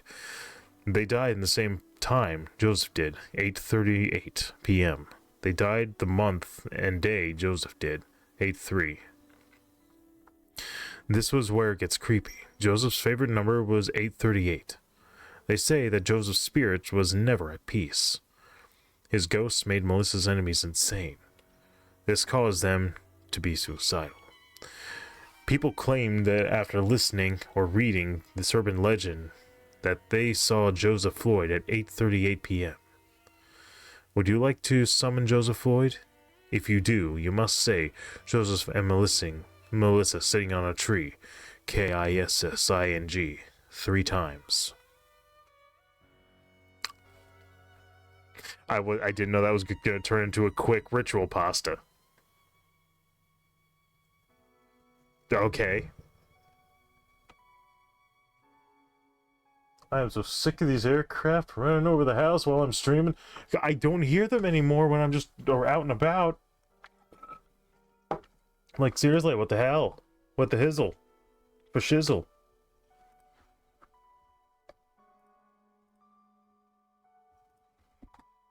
Alright. Okay, so I think now is about a good time to go ahead and take a break. So, thank you for watching so far. Feel free to get up, stretch your arms, stretch your legs, go to the bathroom, get something to eat, get something to drink, pet a cat, pet a dog, do what it is you normally do when you're taking a break. I'll be gone for about 10, 15, hopefully no more than 20 minutes. This is the intermission.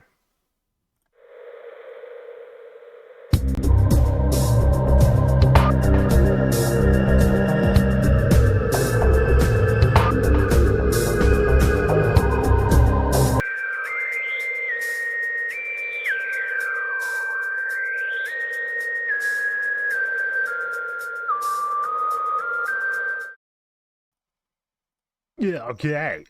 No, excuse me. Alright, we're back.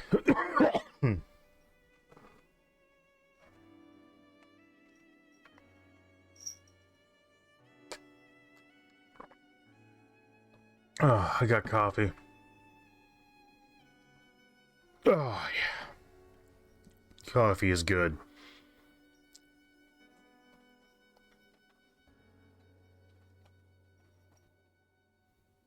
Bean.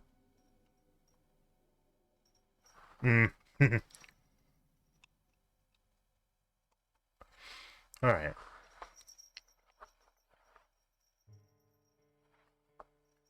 Okay. Journal of a Visionary, Part 1. The Beginning. Pretty sure it's supposed to be the beginning. I probably fucked up the title. Visionary N. 1. A person of usually keen foresight. 2. A person who sees visions. Excuse me. This is the definition of a true visionary. We are a very rare breed. You don't aspire to be a visionary. You're born with the job. And it is a job. But I'll get to that later. Normals think we're crazy, but for the most part, we don't mind. It's easier to explain away insanity than it is to tell them what's really going on. Normals only see one world, theirs, but visionaries can see myriads of worlds, and we move among them all. Not only are there separate worlds, but there are alternate realities as well. We call ourselves visionaries because we're the only humans who can see beyond the mundane reality. Come here, Bean. Here, just get on the fucking chair. Jesus Christ. All you have to do is sit in the chair. And I'll pet you. Get in chair, please. Fucking... You're an asshole. Come on. Get in the chair. I'll scratch you if you just get in the chair. Fucking cat, man. Why? Don't look at me with that face. Don't even. God, just stop. You cute little shit. Come on, just get in the chair. Just get in the chair. No, don't like. Just get in the chair. Come here. Come here. No? Okay, fine. Jerk. Or just do that. Alright, whatever. Visionary power can be hereditary, but most people are the only ones in their families with it. You can begin manifesting powers around 2 years of age, or it may lie dormant until early adulthood. When you start to become a visionary, you will start hearing voices first. When it happened to me, I thought I was going insane. One visionary likened his powers to schizophrenia, but we are not schizophrenic. We are in control of our minds at all times. Psychotropic medication does not take the powers away. I know, because I tried. I mean, for this to be an ongoing series, there's a lot more to this than you'll ever know. Okay. Journal of a Visionary, Part 2. Creatures of the Inner Wood. The life of a visionary is action-filled, bordering on chaotic. There is always something going on. Sometimes, even while we sleep, the inner world feels... It says inner woods. It's supposed to be inner world? Probably. Fills every moment of our lives. We call it the inner world because we access it with our minds. To clarify, it's not in our heads. It's much too big for any one mind to get... Narcissistic dick. As I said before, visionaries are a rare breed. There is no way to tell how many of us there actually are. It is not talked about in normal society. Doing so would bring about a stigma of mental illness, and normals fear mental illnesses more than they fear physical ailments. But I digress. Isn't that the fucking truth? They treat people with mental disabilities as lesser, and that's just not right. The inner world is populated with all manner of creatures and humanistic beings that anyone could conceive. If you could imagine it, it exists here. Minotaurs, dragons, and unicorns, the stuff of legends, all are a part of inner world. Even those who used to occupy this world, nobody really dies. This just became a citizen. They just become a citizen of the inner world. All exist in a different part of the inner world.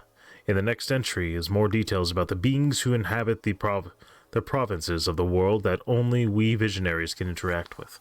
And I don't have a direct thing unless it's later on.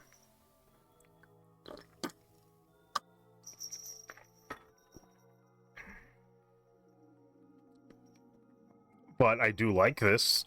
There's part 1, part 2. I want to see more parts where it expands on a universe. Maybe that's why I like the Holder series as much as I do, is because it was a huge expansion on a universe that just added more and more to it. Generally. Not always, but generally.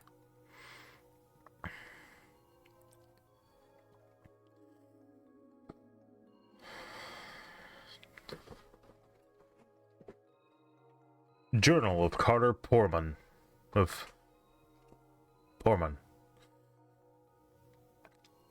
Hey, Spadsy here. I think it's supposed to be everyone. Hey everyone, Spadsy here. If you came looking for my story, the Journal of Carter Porman, I'm sorry to inconvenience you by not having it here at this moment. For now, the story is down for a few reasons. From revisions being made to the story to correcting some errors here and there, the biggest reason is down is because I may have peace of mind. Allow me to explain.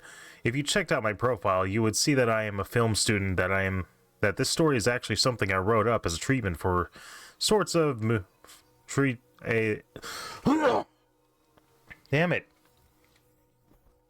As a treatment for sorts of movies I wish to make as a final project for film school. Well, the fact is that I want to make it, and I got very paranoid when my ideas are all up over the internet. My biggest fear is someone coming along and claiming this idea as their own, leaving me in the dust and having one of my creations cruelly ripped away from me. So for the time being, I've decided to take down the story. However, this is not a permanent thing, for I hope to put it back up sometime in the near future. As for now, if you Google the title of the story, I'm sure you'll find it elsewhere. Sorry, once again, for the inconvenience. AJ Spadsy Richmond. Alright. Let's see if we can find it then. Journal of Carter Porman. Oh, I spelled journal wrong.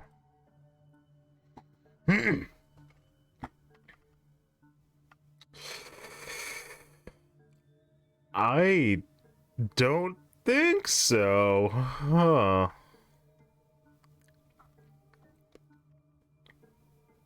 Oh, hello.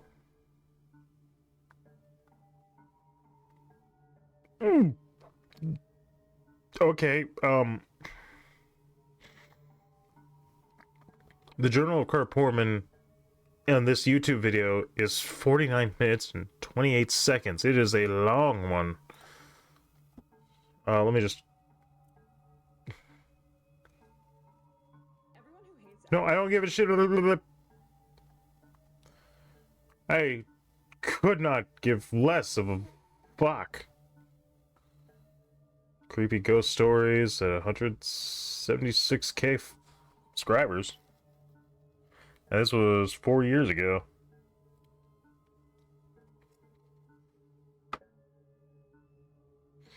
How it was holding up over the years. Oh!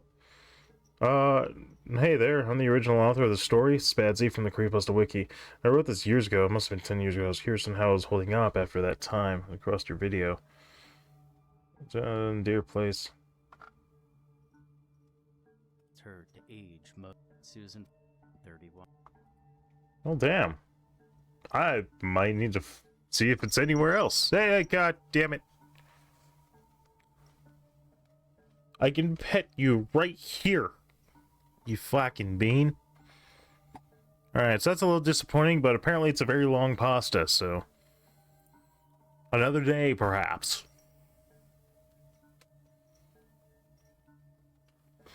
Jude. Jude was 19 years old when he got the job to be a clown for from his neighbor. His family was very poor and couldn't afford college for Jude and his 5 other siblings, but Jude loved the children. He loved getting jobs to babysit his 3 younger siblings and his neighbor's kids. Jude was thrilled when he got the job. For 8 years of his life, he traveled around town playing with children. Then one spring day, Jude was supposed to be making balloons for two twins whose parents had died and were adopted by their depressed uncle, but instead he took them to a pond to go feed the fish there. But for some reason, the twins pushed him into the pond. The boy went in, pulled out his eyes, and fed them to the fish.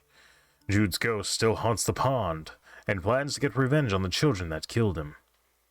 There have been several Jude sightings and the victims are lucky to live. Take Lainey, for example, a 15-year-old girl who lives by the pond.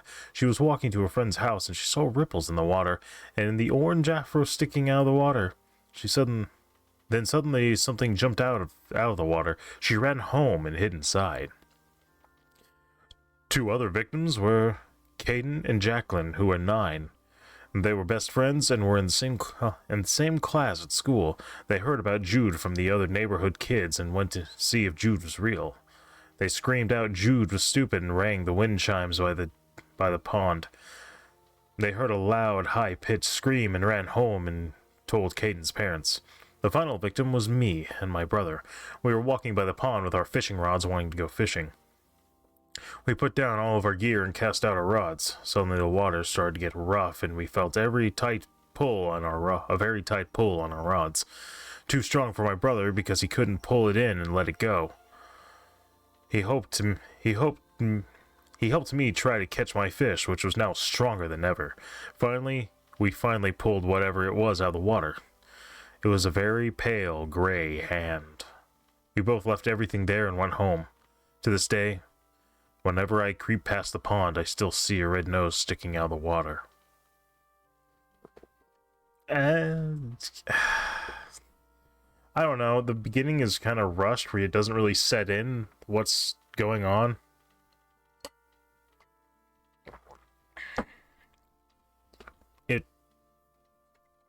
The ending is better than the lead up, to be honest. I feel like there needs to be more information in regards to like him dying, because it just seems like these kids are little shits out of nowhere, which is really fucked up. So I don't know if I'd be like really into understanding this that well in that regard, because it feels kind of meh. Anyway.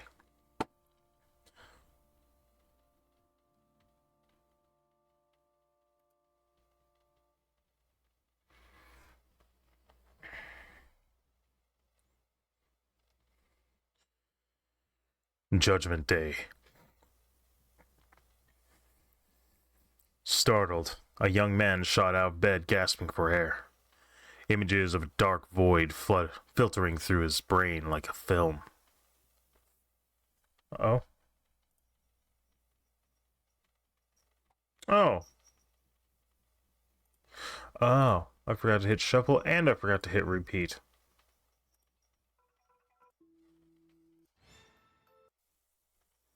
Cool.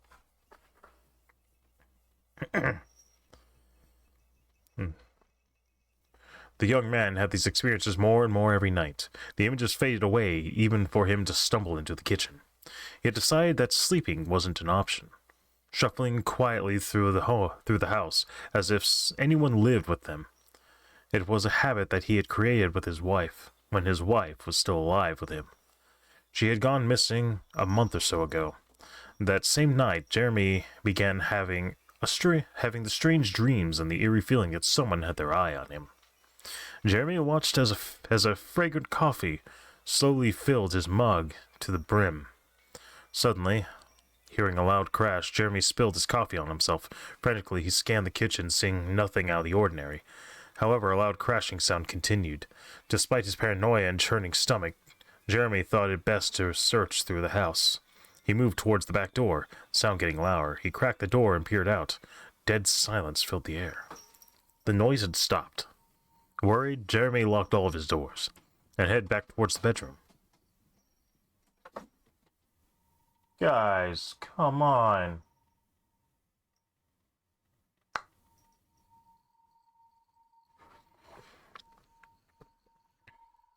Faintly in the distance, he heard a loud scream, similar to the ones he had heard the night of Karen's disappearance.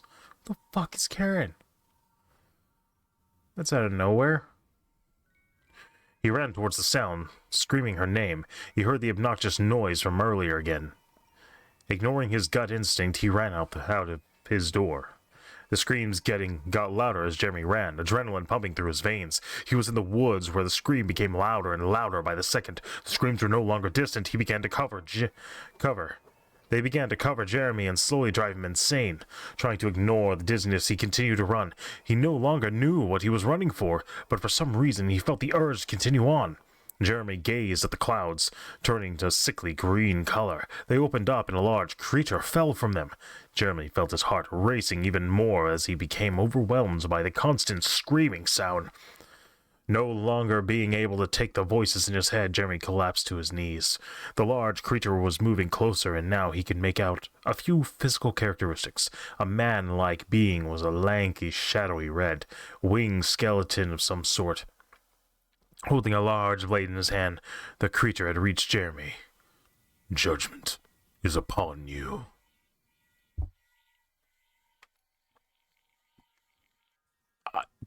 This kind of went from like 20 to 80 pretty quick. I don't know, this I would have replaced some of this.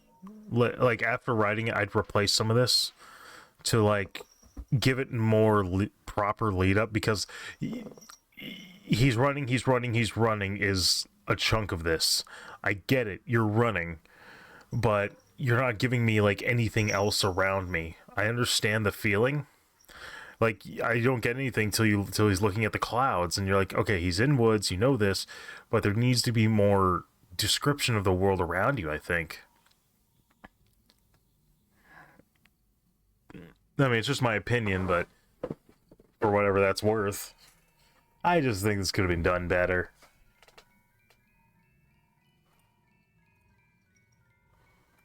In any case,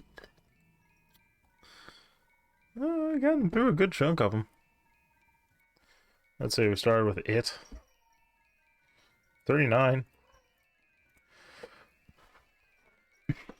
Ooh, this one ought to be good. It's by Shinigami Eyes.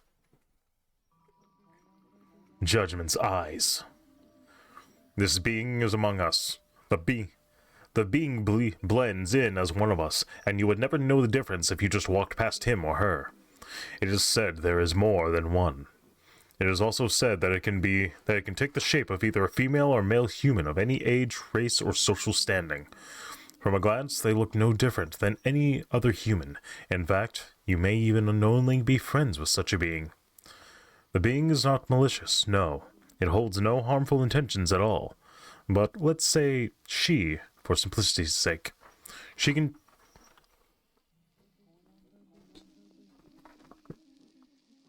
Knock it off, you punk.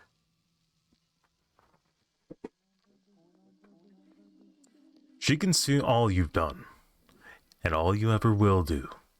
She knows when you were born. She knows when you will die. She knows everything about you from a single glance. When both eyes are open or covered, her ability is nullified. She must see the world one eye at a time.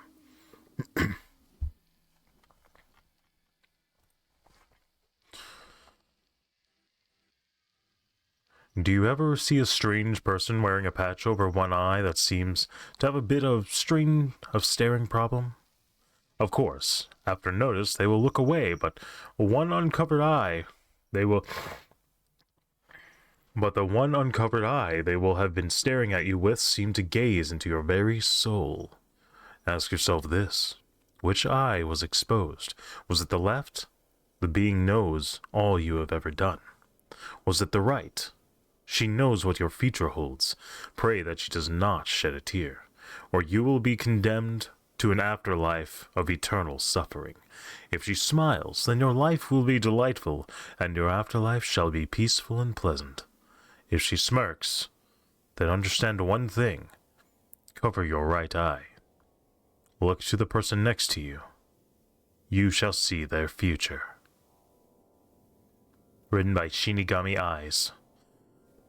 It's kind of neat. I like it. This one's the one that definitely makes you think. Maybe I'm biased for Shinigami Eyes because there's normally pretty good ones. I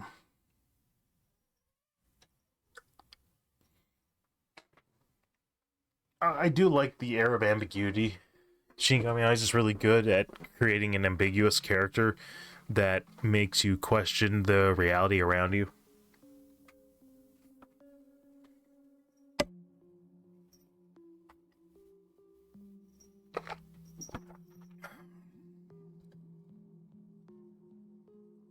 I need more coffee creamer.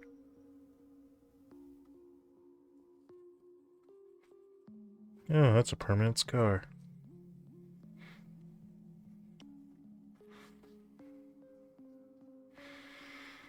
Alright.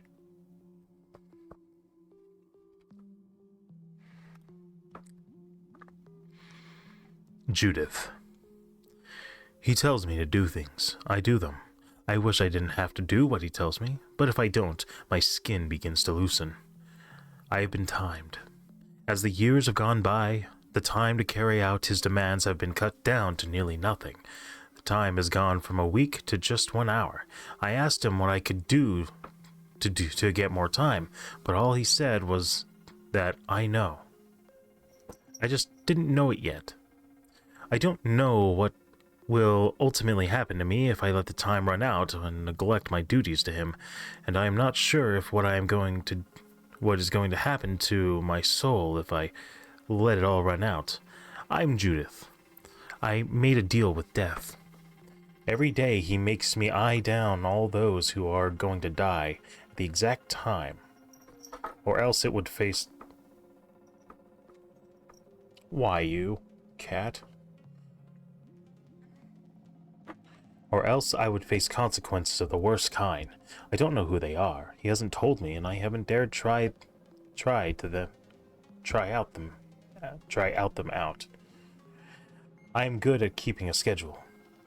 I have been reliable for 150 years, and I plan to be reliable for the next 200.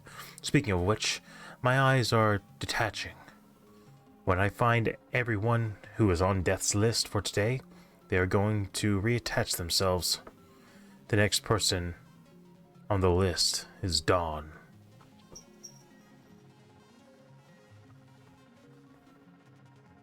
Okay.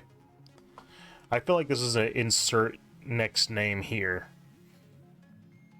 Insert their name here type story at the end there.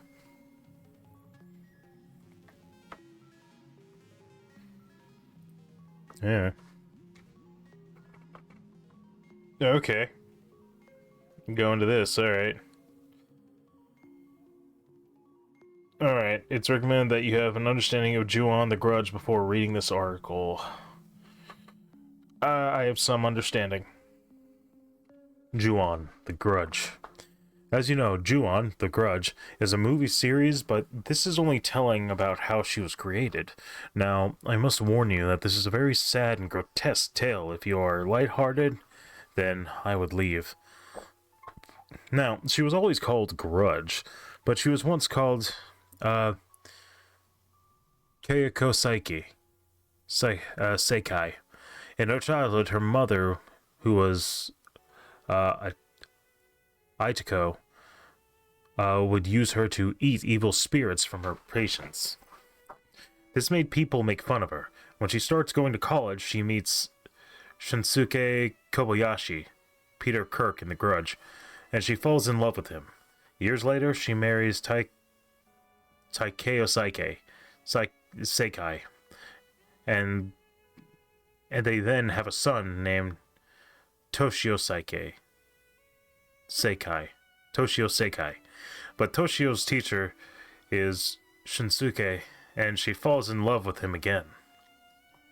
She writes of her feelings in her journal that she has had all her life.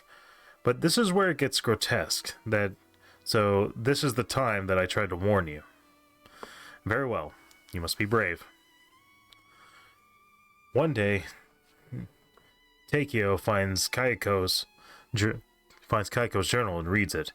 He sees that he wrote that she loves Shinsuke, and then starts thinking that Toshio isn't his son.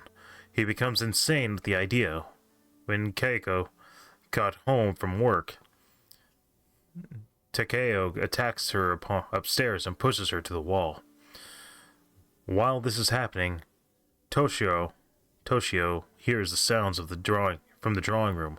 Then he watches a horrible scene. She tries to run away, but Takeo pushes her down, sprains her ankle, and makes her have to crawl down the stairs. When she gets to the door, Takeo snaps her neck, takes her to the bathroom, then stabs her. She is still alive but paralyzed. She can only make a croaking sound. He then stabs her more and puts her in the attic. Then he kills Toshio by drowning him in the bathtub.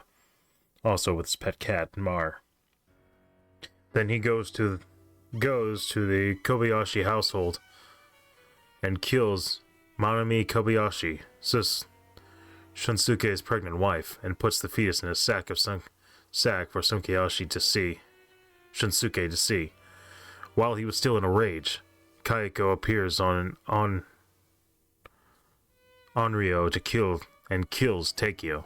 Ever since then, in every movie, they kill everyone who steps into the Seikai house, and everywhere the curse is related. Okay.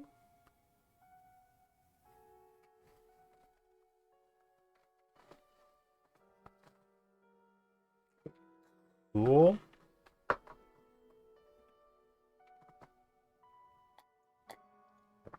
I mean, not unjustified. For what it's worth. Like, yeah, fuck that guy. Kind of a piece of shit.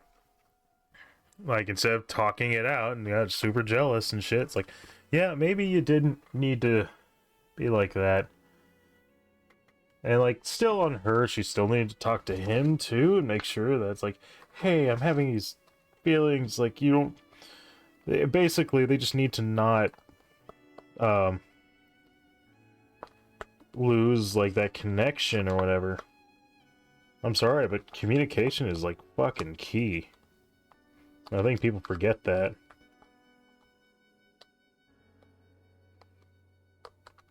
Like, if you can communicate, then whatever happens, you'll probably get the better scenario that you can if you at least talk to each other. Like, it only seems to be worse if you don't talk to it. Or talk about it. Like, even if it doesn't end up good, it still doesn't have to be as bad as it could be.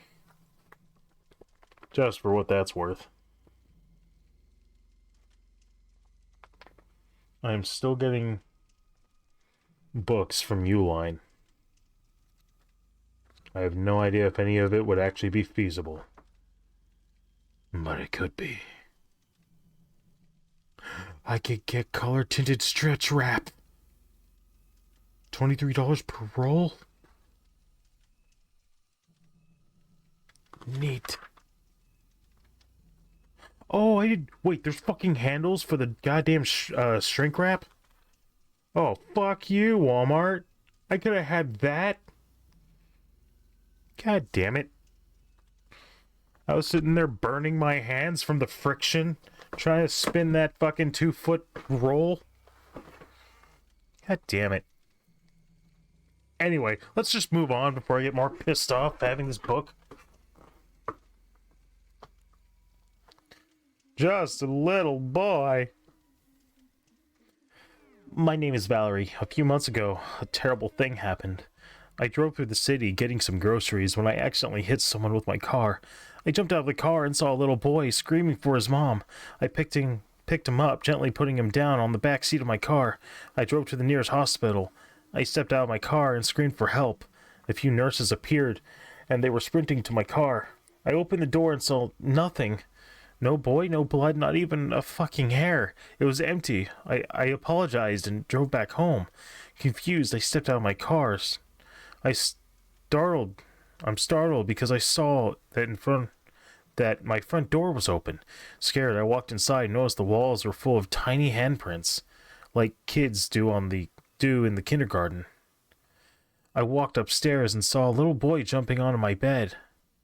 I grabbed his shoulder and turned him around, and I almost had a fucking heart attack. It was the same boy I hit earlier. He was covered in blood and had red eyes. Not demon-like or anything, just red eyes.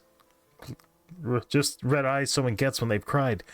I screamed and ran downstairs, and what I saw shocked me even more. All the handprints gone, just like that. Confused, I walked upstairs and saw my bed was made and not a single trace leading back to the boy. I thought to myself, I could use some sleep. I started to undress myself, and I took a shower before going to bed. While I was taking a shower, I heard a voice, a tiny voice, whispering, "Why? Why, Valerie?" It scared the heck out of me, and out of nowhere the door opened. I saw a little boy again smiling at me. It was such a cute little boy. He grabbed my hand and walked me downstairs. I asked the boy if I could close the curtains because I didn't want the neighbors to see me naked, especially because my crush lives across the street, but I digress. The boy closed the curtains and grabbed my hand again. He took me to the kitchen and handed me a knife. All of a sudden the boy wasn't just a little boy anymore. In a low voice, he said, "Do it, Valerie. Kill me. You already gave me so much pain. You could just end it now." I screamed, and the words echoed through my head. And that's when I did it. I killed him. I stabbed him at least 20 times, and I enjoyed it.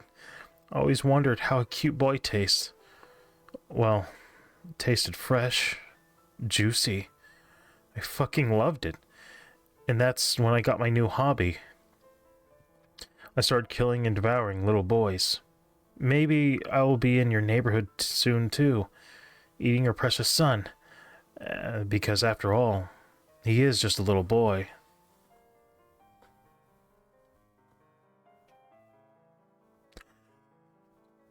Okay, well, I'm guessing I wasn't the only one who thought that's where that was going. Okay. Sure. Fucking whatever. Yeah, that's a thing, I guess. I would not have thought about that. But cool, I guess. I don't know. I don't know. What the so what am I looking at here, right? Like,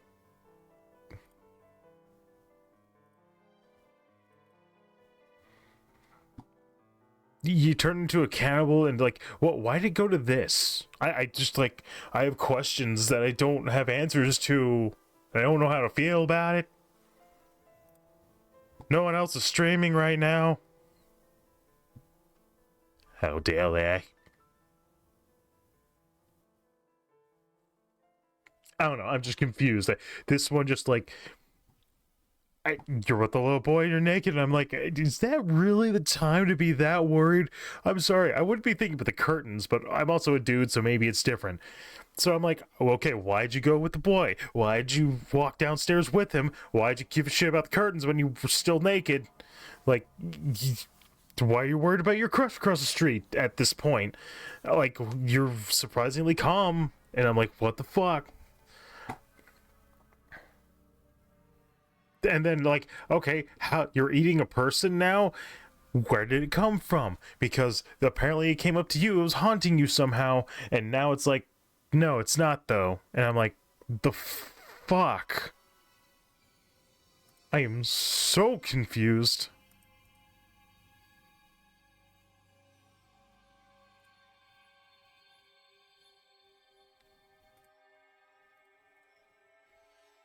I don't know, man.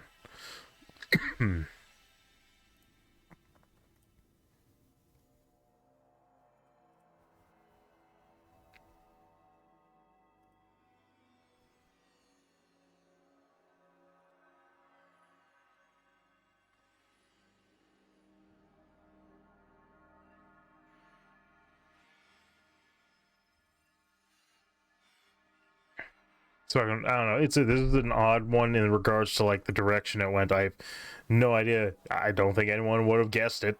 For what it's worth, I guess. Make of that what you will.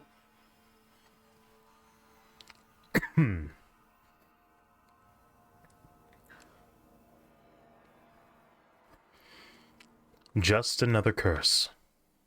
The other day I was browsing through some creepypasta and one caught my eye. It was called Just Another Curse. I don't know what attracted me to it, but before I knew it I was already reading it. The story was pretty simple, but it sent chills down my spine.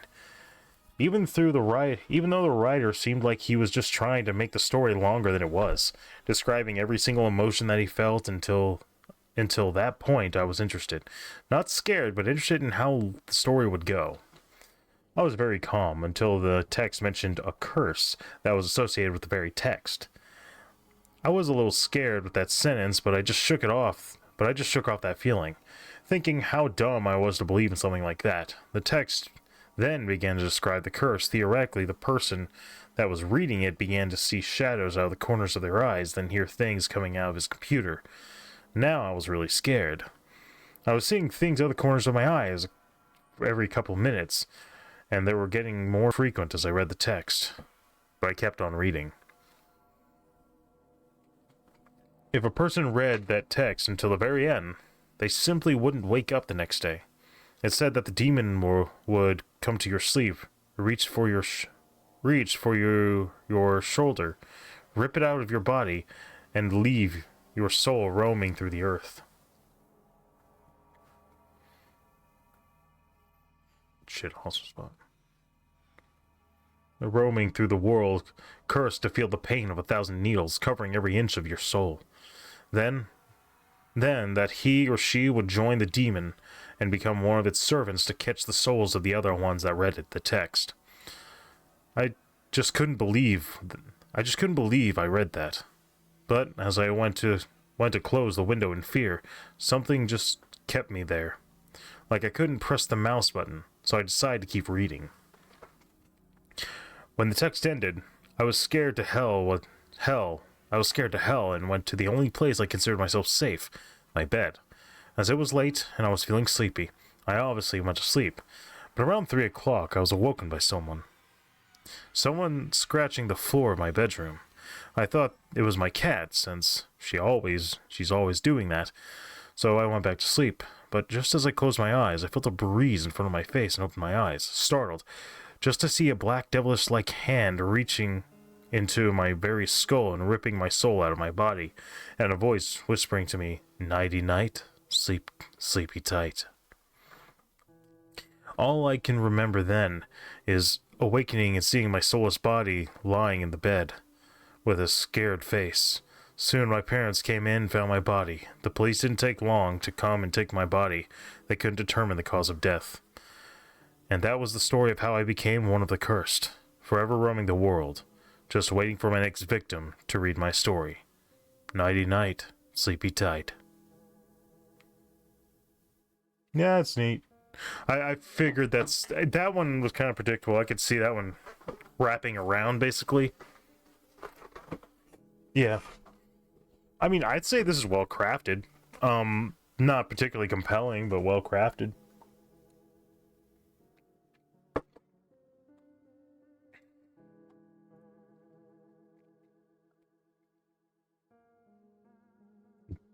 Written by unclever name. Just another day. Just another day, I said to myself. I hugged my wife and kids goodbye and headed over to Walmart to work. I'm sorry, dude. It was just another day, like I said. I went home after a few hours and went to bed. I was woken up by a loud bang. Startled, I hopped out of bed to investigate it. I went around the house twice to find that my son was missing. Oh crap, the basement, I thought. I went down there and saw something horrifying. My son was on a chair, neck punctured by what looks like teeth or claws. I screamed, closed my eyes, and the next thing you know, I'm in a room.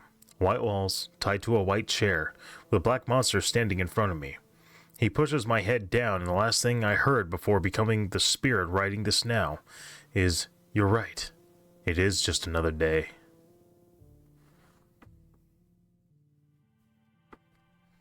I think the scariest thing about that is he worked at Walmart.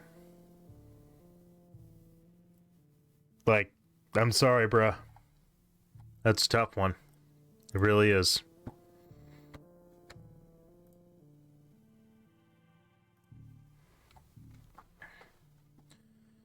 Just another weird dream. I got a good view of a young, maybe preteen boy's bloodshot eyes with a sort of satanic smiling face, seeming to be lying down on a bed, staring upwards at the ceiling. After about 15 seconds of staring, he finally made his first move to get out of bed. After he got up out of bed, he went down some familiar stairs and entered a room that seemed to be the kitchen. When he got down there, he grabbed a sharp knife that was inside the drawer, and that's when he turned his head towards the stairs and just walked down, with the same damn smile in his bloodshot eyes. That's when I woke up. The fuck was that about? Just another weird dream, I thought to myself. That's when I had the strongest urge to pee. Damn. Bathroom was all the way across the hall. I looked at my alarm clock. 2:17 a.m. Might as well just go now, or it's gonna be a long night. As I walked the bathroom down the hall, I went and checked my son's room to see if he's all right. That's when I heard soft, slow footsteps up the stairs.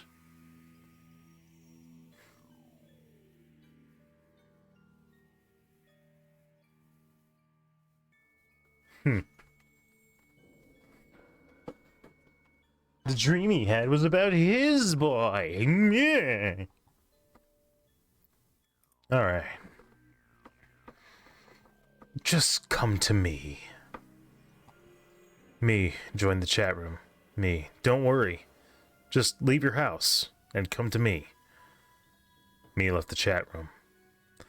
That was the first time I saw me. It was weird, but it was obviously a troll or someone trying to get attention, so I ignored it. But it was creepy and weird. If me was a troll, then why didn't she not, offend everyone in the chat? Something trolls actually do. Epic Guy 334. Okay. Puppy 123. LOL. Epic Guy 334. That was really random. Pies Rock 09. I know, right? Be right back. Pies Rock 09 left the chat room. Me joined the chat room. If you want, you can come to me. Me left the chat room. Puffy 123. Okay, this is freaking me out. I'm going. Puffy 123 left the chat room. I was freaking out too, so there was nobody on, so I just went to bed.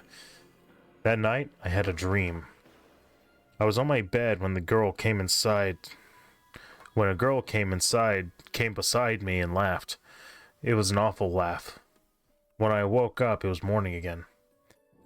I have to go to work, but if you want, you can come to me.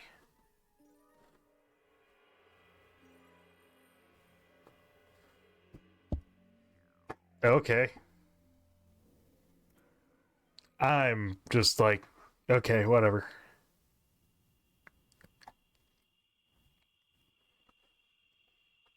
That one's kind of like, nah. Just don't think about it. Have you ever been in an old house where floors creak and tapping is heard? Have you ever felt as if something is watching you, but you just ignore it? There are some things in this world that can't be explained. When floors creak and tapping is heard, or even when you hear scratches at your window.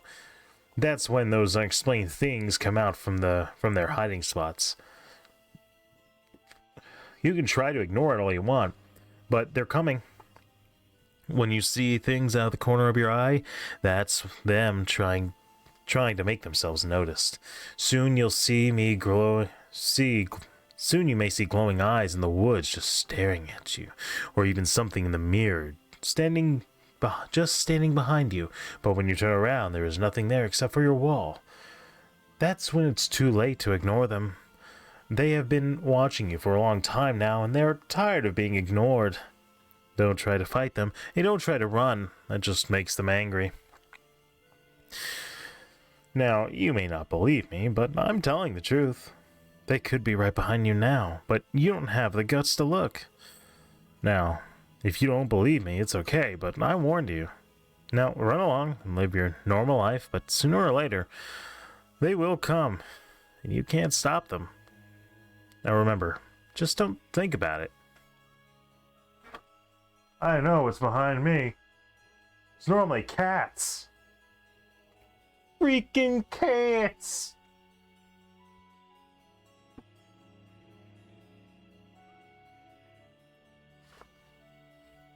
You know, I feel like there's a kind of an issue with some of these that like try to entice you to do a thing that, you know, they try and call you out on something, but it's just like, don't look behind you. You're gonna look behind you.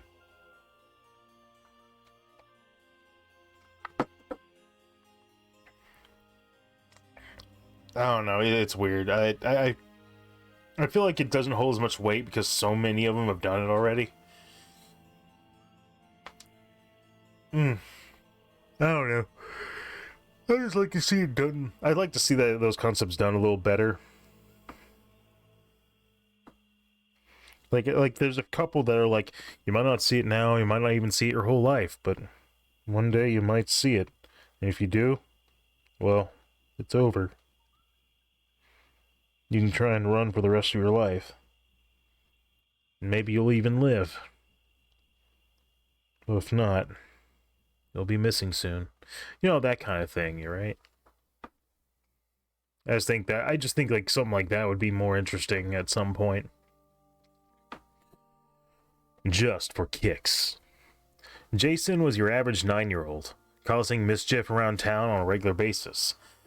Unlike most others, he had a bad habit of pulling pranks on people, just about everybody in town. For instance, he once replaced Mrs. Davis's can of hairspray with blue spray paint. She was not pleased. He filled Mr. Johnson's shoes with tapioca pudding. He wasn't pleased either. He even shaved Mr. Frederick's dog, and appalled at the sight, he nearly shot. His parents couldn't help him much.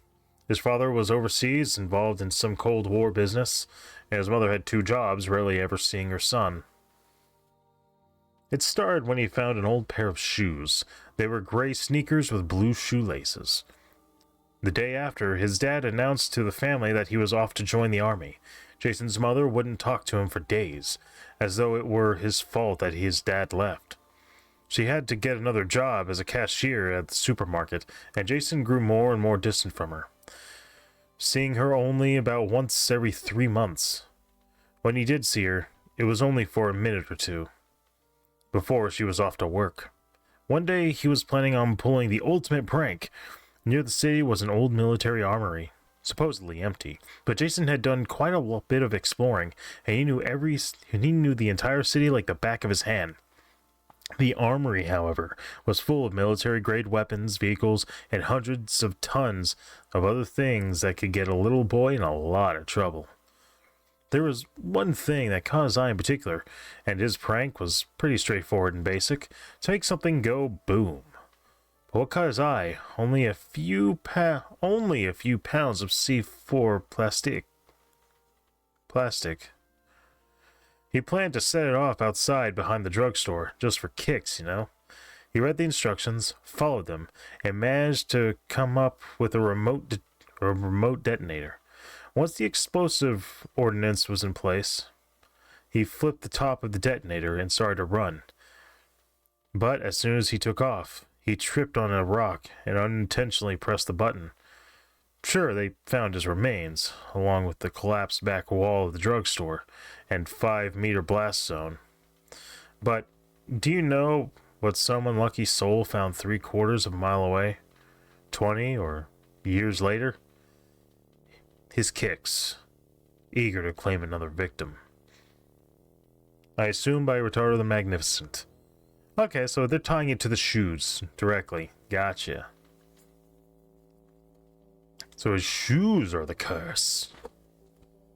Interesting.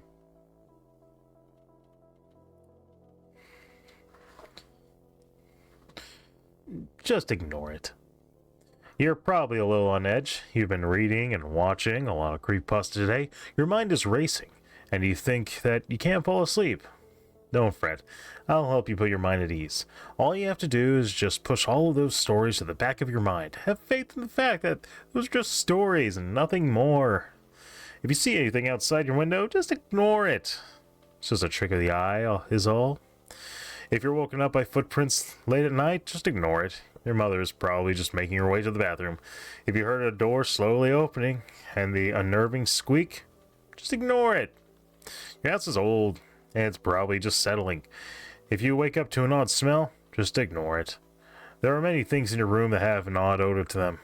Now, if you wake up rather uneasy feeling something warm on the back of your neck, your heart beating faster than it has before, your body tense so tightly that you think you'll collapse in on yourself if you don't relax, you could ignore it, but I don't think you'll be able to when you feel the cold metal of the knife pressed up against your back. This seems like just the killer one, to be honest. That's what it feels like. Now just go to sleep and ignore it. No, I kind of like this one. This one, I think, works pretty well.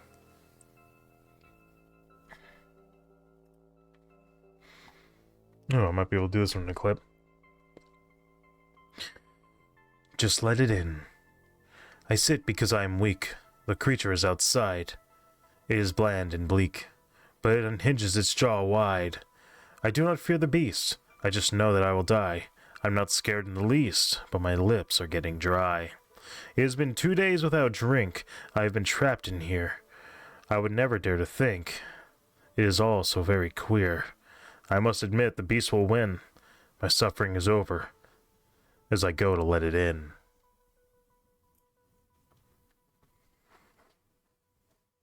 Just let it in. Outside, it is bland and bleak.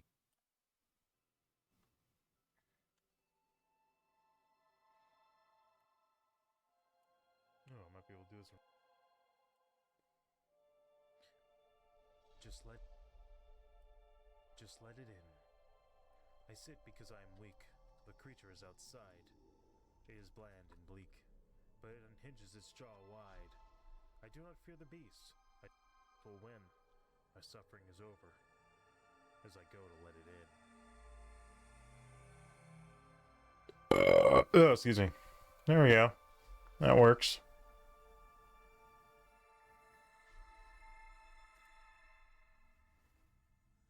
Cool.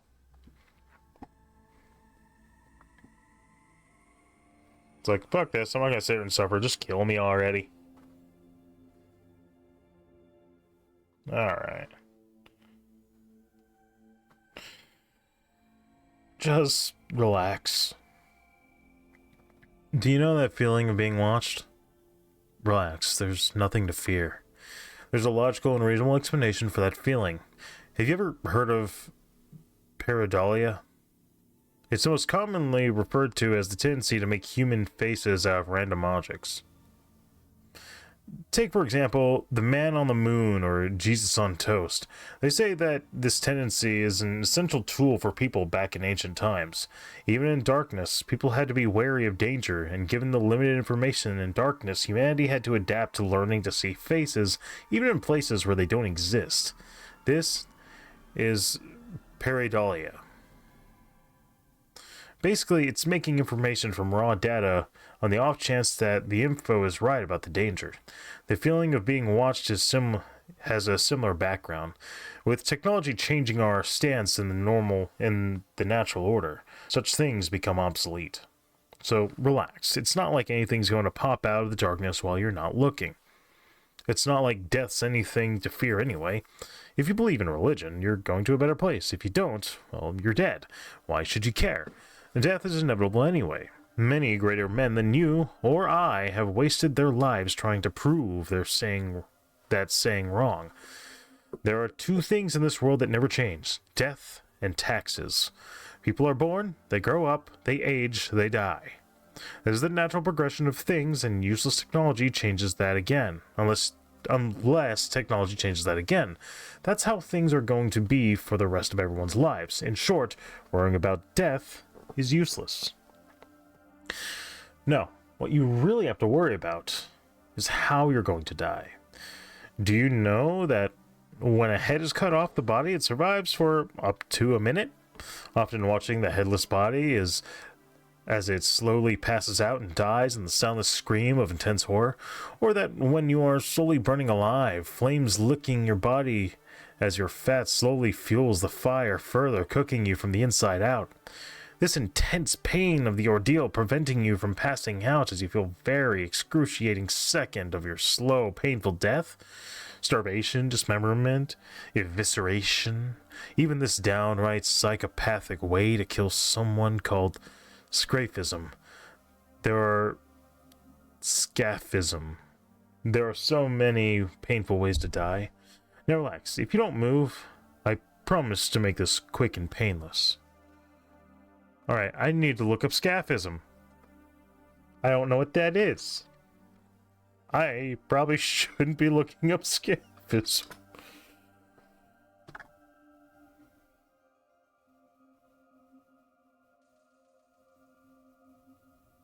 Okay. Alright, scaphism, meaning Greek, meaning boat, so known as the boats, reported Persian. Its life as Archias is an ancient Persian method of execution. Describes the victim being trapped between two small boats, one inverted on top of the other, with limbs and heads sticking out, feeding them and smearing them with milk and honey, then allowing them to fester and devour by insects by other vermin over time. Patriarch origin. Jesus Christ.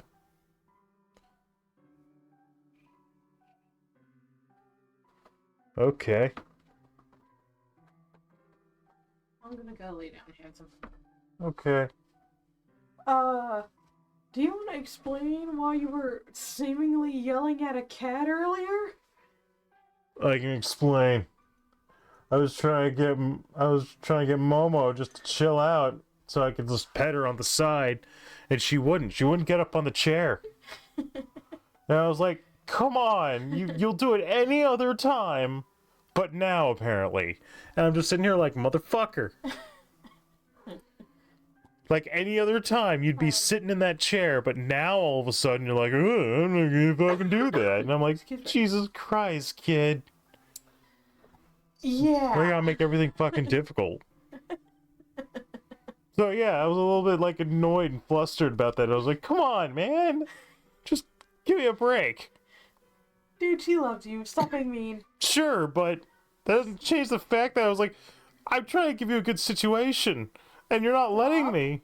Being mean. I'm not being mean. Just being an asshole. No. You're being an asshole. No. Momo's a sweet little baby. Yeah, but they're also being an asshole. Oh. Yes. Also, I had an idea towards the beginning of the stream. Uh-huh. What if I put a piece of felt over this part of the desk? For? Cats to lay on. If you want. Do you think they'll lay on it? Probably. Because if that would make it easier for me, I would appreciate that. Don't laugh at me. It's adorable. Hey, I'm just trying to make things easier for everybody. Yes, I think they would lie on it. How much felt do you think we need? Well, Lincoln's a big boy. Well, if I wanted to cover this, and I'm not sure how I would keep it down, I mean... Yes? I don't know, I mean... Because it's weird, because you can get a $50 bed for a cat, they won't sleep in it, they'll sleep in the damn food scoop. I know. And like, you sit there and look at him, you're like, you're doing this just to spite me, aren't you? The answer's probably yes. And they know it. Lincoln's being cute, sorry. Just... But yes, I know this about cats. We have seen this multiple times. I know this.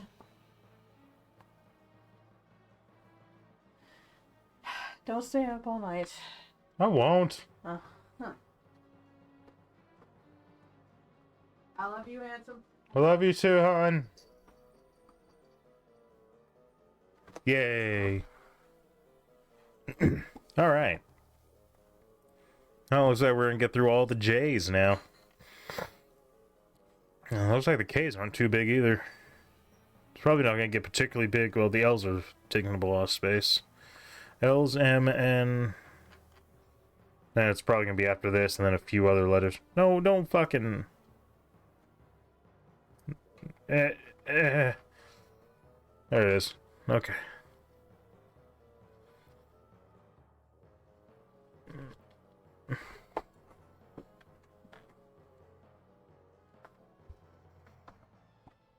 Just wanted to be loved. This doesn't feel right. Just wanted to be loved. I just wanted to be loved. Didn't you see this? I was always there for you. A friend, a pal. I was there for you. I helped you with your problems. I was there when you were in school. We had our arguments, sure, but in the end, I was always there. It was always better. You can't break such a strong friendship, can you? Of course you can't. You would come over and play video games, or we would listen to music together. Such a blast. When we graduated, we split our separate ways. I was still thinking of you.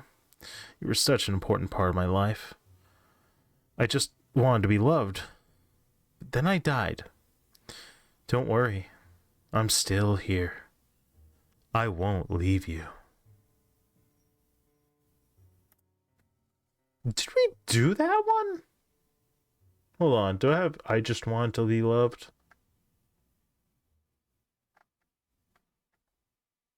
I think we do.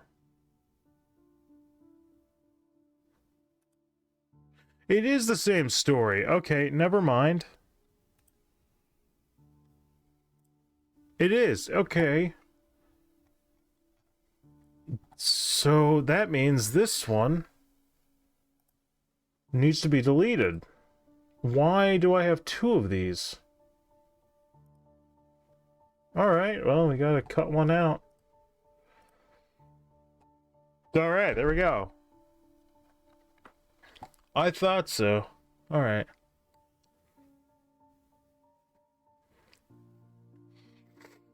Justin B. What Justin B may have looked like. Last month, I began growing a tumor on my back. It began as a small lump of flesh. I picked at it a little at first, but that made my stomach lurch. The first time this happened, I collapsed on the floor, writhing in pain. The tumor stung like hell, and the largest area on the tumor began to shake. I have been having similar experiences on this one, mainly concerning the shaking feeling. The most recent was when I was working on the mod for Halo that I was developing.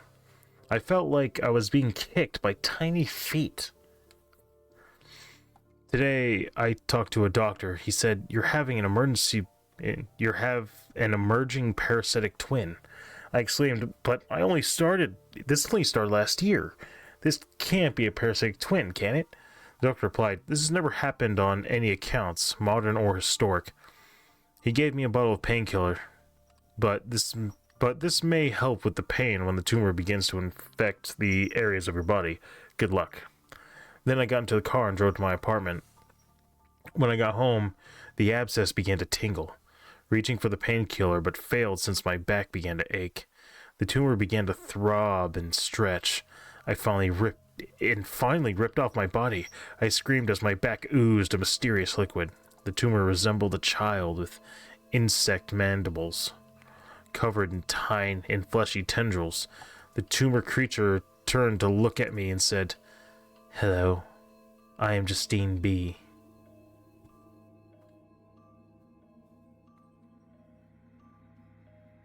Okay. By Mart Dark 1, I guess. Okay, I take issue with this doctor. There's no way a fucking doctor would look at that and go, oh, here's some painkillers. No, they would say, you need emergency surgery. You have an emerging parasitic twin. We need to get that removed. That's what would happen. There's no fucking way a doctor would look at that and just go, here's some painkillers. Unless that little bastard is just trying to do the scam because they get paid for all the prescriptions they send. I call bullshit. Alright, we're past the J's. Now it's on the K's. Now it looks like there's going to be a handful of, a few of them anyway. A few gaming creepypastas. Alright. Kenshi. Hello, my name is Kenshi. It's nice to meet you. I see you're having trouble pronouncing my name. So how about you just call me Alicia? It's better, isn't it? Well, you came here for a story, is that right? Sorry to inform you that there is no story, just me, a lonely woman wanting to talk to someone. If you're still reading, I'm glad you haven't left yet. It makes me happy when people listen instead of ignoring me. Speaking of listening, I have a request for you. Would you care to hear it? I need you to help me find someone. They're very important to me. They were last seen on the computer, like you are at this very moment. Now, I'm not trying to scare you, and it's not my intention at all. My only wish is that you find them for me so I can stop feeling so alone. If giving you a description helps, then by all means, I'll do it. The person I'm looking for is kind, with a good sense of humor, but they have one unique thing about them. You see, the thing is that made them special was how they touched me. I'm sorry if this sounded perverse to you. I didn't mean any harm by it. It's just that being touched by them relaxed me. But that's besides the point. The point is that this person is precious to me, more precious than my life. You think something's off? What do you mean exactly? I don't understand. You want to know what they look like, don't you? Well, that's odd. No one's ever asked me that. I'll tell you what they look like. I'm staring right at them. I mean you, silly. You're the one I'm looking for. You've taken good care of me, and I love you for it. I can't touch you like a human female would, but I can show you my love the only way I know how. I'll just stare at you forever and ever.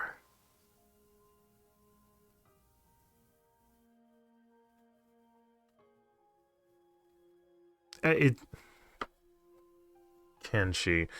Is that a computer term in any way? What is Kenshi? Dynamic display configuration. Kenshi allows you to define output profiles that are automatically enabled and disabled on hot plug.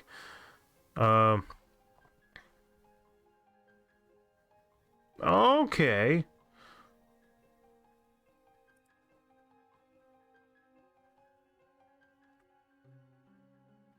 So Japanese term for Chinese poetry.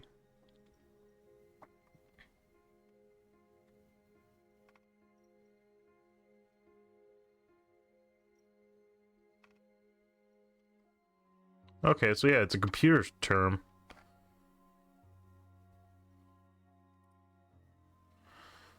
Da.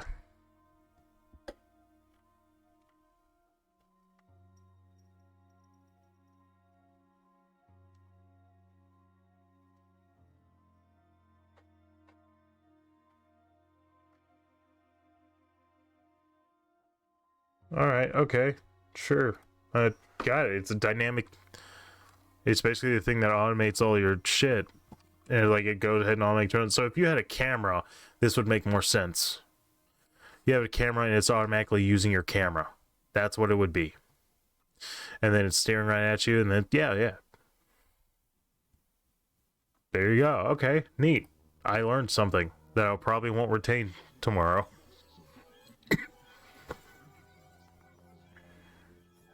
Kuroshi Death. Hello, I'm Richard Gonzalez. I've also gotten into the Kuroshi series, but sadly, I don't have an iPhone or an iPad for the mobile version. One day I was looking on eBay for any auctions I could win, until I came across Kuroshi disc set. Which was very odd because I had never seen a Kuroshi disc set on Jesse Van Brock's site. And I saw it was just about $1 with no description. I bought it. While I was waiting, I played Super Kuroshi on my Windows 7. 2 days later, I heard a doorbell ring. It was a disc package, and when I brought it in, it said, "Warning, may cause headaches," which was also odd because the other games did not cause headaches. I put it on my Panasonic TV set, and I started to play. But there was no logo, no loading screen, no stage select. Very odd. I was in the exact same stage as Kuroshi 1, level 1. I then walked over to the spikes and jumped in there like the goal ones was. The problem was that instead of exploding as usual, the spikes ripped him and his intestines into pieces. And then after it happened, the screen cut to his intestines ripped and hyper realistically. God damn it. Then it cut to the famous boss head level. Only this time, it had no head, arms, legs, or intestines. And after that, the body fell to the ground. That cool jazzy music started becoming demonic as the background was turning into what looks like hell. And then the screen was black, and then the boss head came closer to the screen slowly. What looked like its eyes were turning red and bleeding, along with the mouth. After that, the TV set cut to my PS3 menu screen. Then I took the disc and threw it away. I have nightmares about this to this day, and I have no way to stop it. Then I realized it came from Tony Ricardo, the creator of Luna Games. He was trying to get rid of it. I made him give my money back to me, and I gave the disc to him, asking him to never put it on eBay again, and to take his matters into his own hands. Okay, so Kuroshi, I don't know what that is. Kuroshi.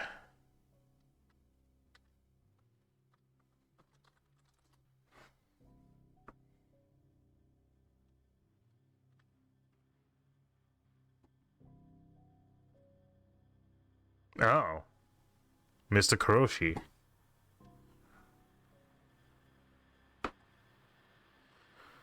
Kuroshi, Suicide Salary Man. Kuroshi is a series of puzzle platform games created by Jesse Vembro. Right? Yeah.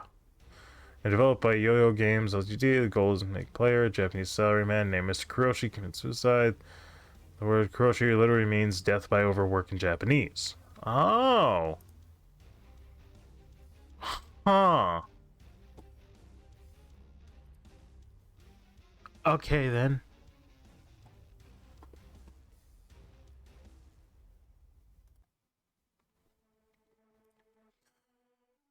Kensei Taito, the unwanted ITAU. I still love you, Taito. Why? Just why? I never ever wanted to be so popular that nobody else had any attention.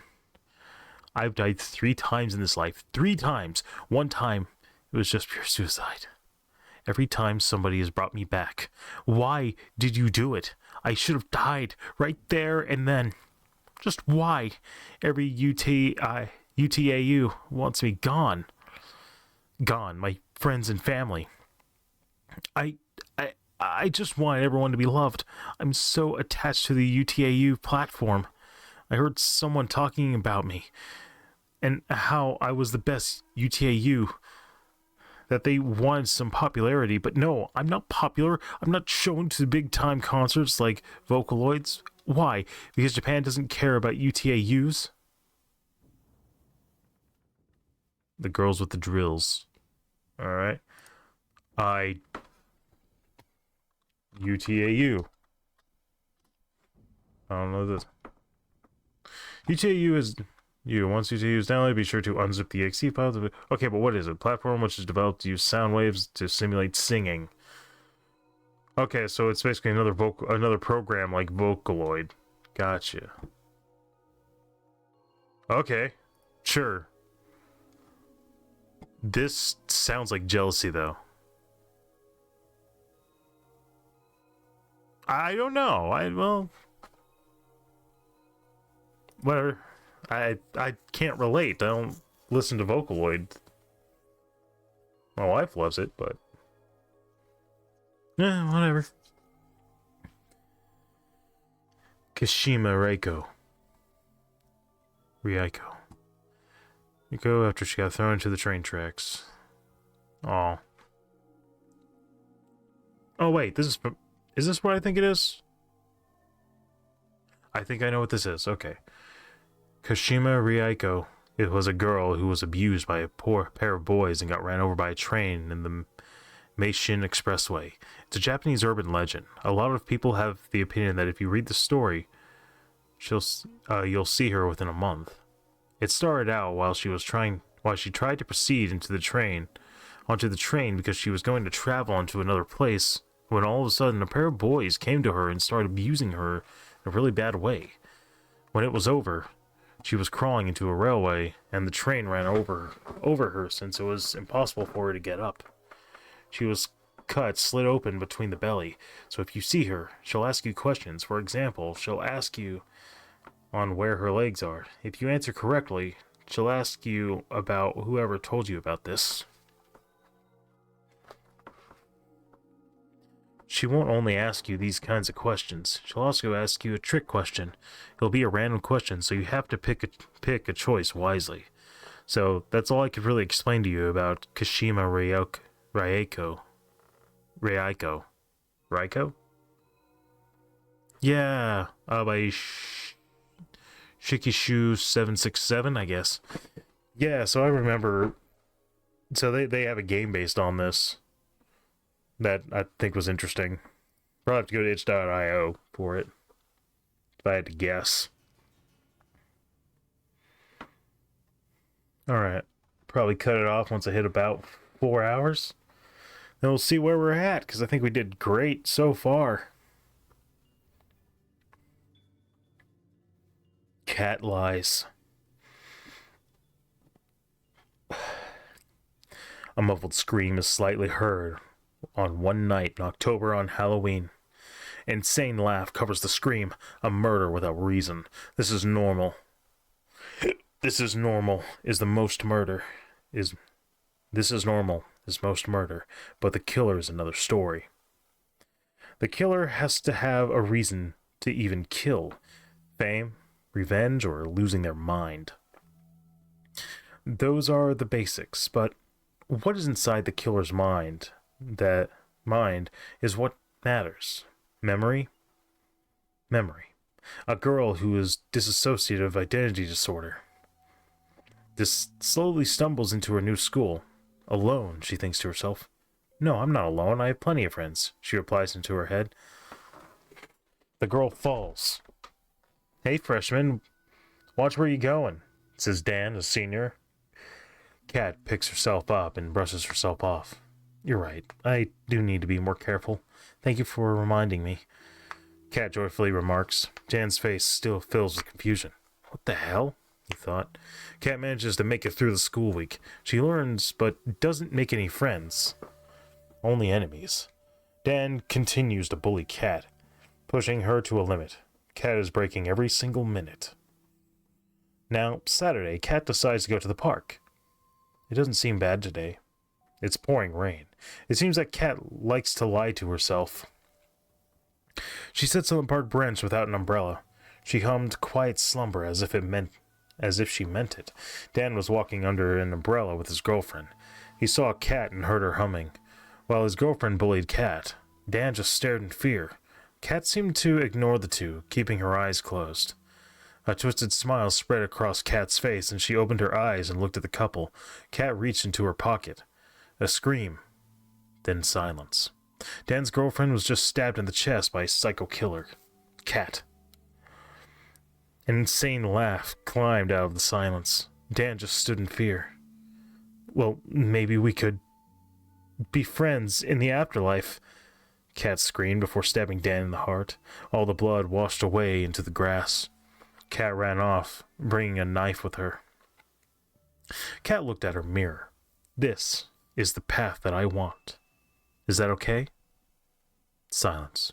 Kat blinked, and a sad expression rushed across her face. Kat looked at the knife and cut off her long, wet hair. Kat's hair is now completely messed up.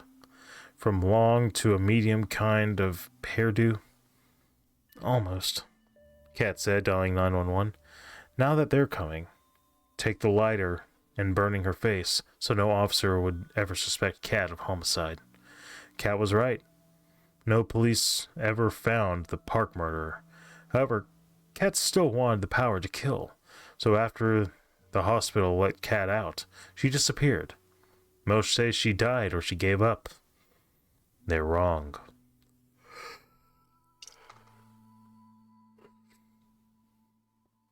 Huh.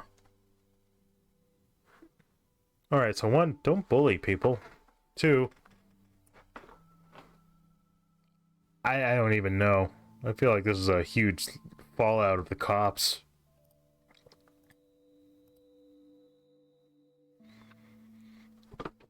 Alright.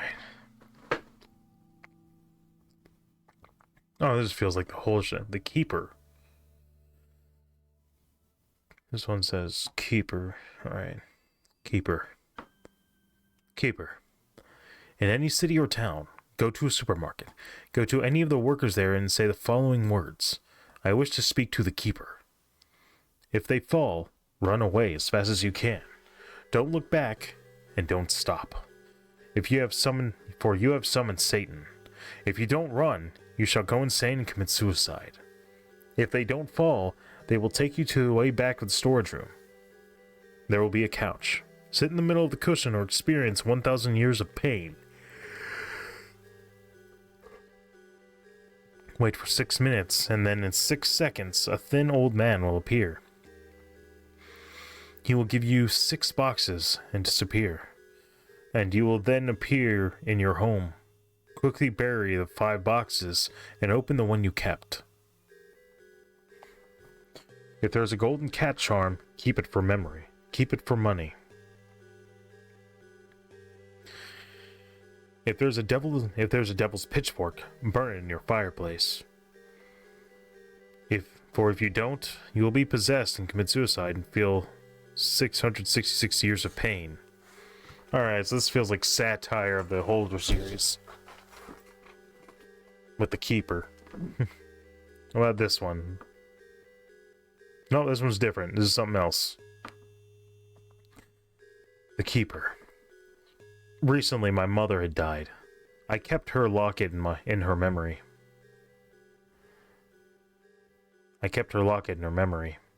On the back of it, she had written her email password, Honeybuns. I went to Yahoo, where fortunately she was still logged in. However, when I tried to click her email, it logged out. I re-entered the information. Her email loaded with a dark, black background. She had 139 new emails. I had no idea how I was going to get through all of them, until I saw they all had the same thing. Keeper. They all came from the same sender. I went through 2,000 plus emails in my mom's email, and then I finally found one with the same sender. Why won't you answer me? I went to the next email. Why won't you answer me? I went to the next email. You know how much I love you? I went to the next email. I will forever be your keeper. I went to the next email. I still love you, even past your death. Her email froze at this point. I tried to log in after, but the password had been changed. I found a file saved on my computer, love.txt, and the file contained millions of emails. I didn't recognize any of them until I saw my mother's, written in dark red text. Below it was written in cursive handwriting, signed, The Keeper. Even beyond death. Will they get what they want?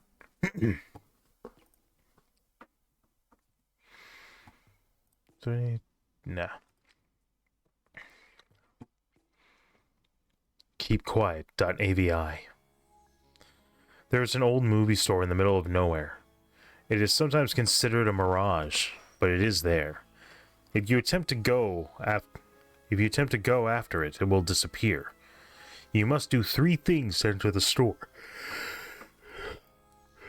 First, bring a key. Any key will work. Hell, even a key-shaped piece of paper will work. Next, bring a dried flower. It will be used in exchange to watch Be Quiet AVI. As well, keep 1 USB drive in your pocket. Last, bring an old coin. It will be needed at some point.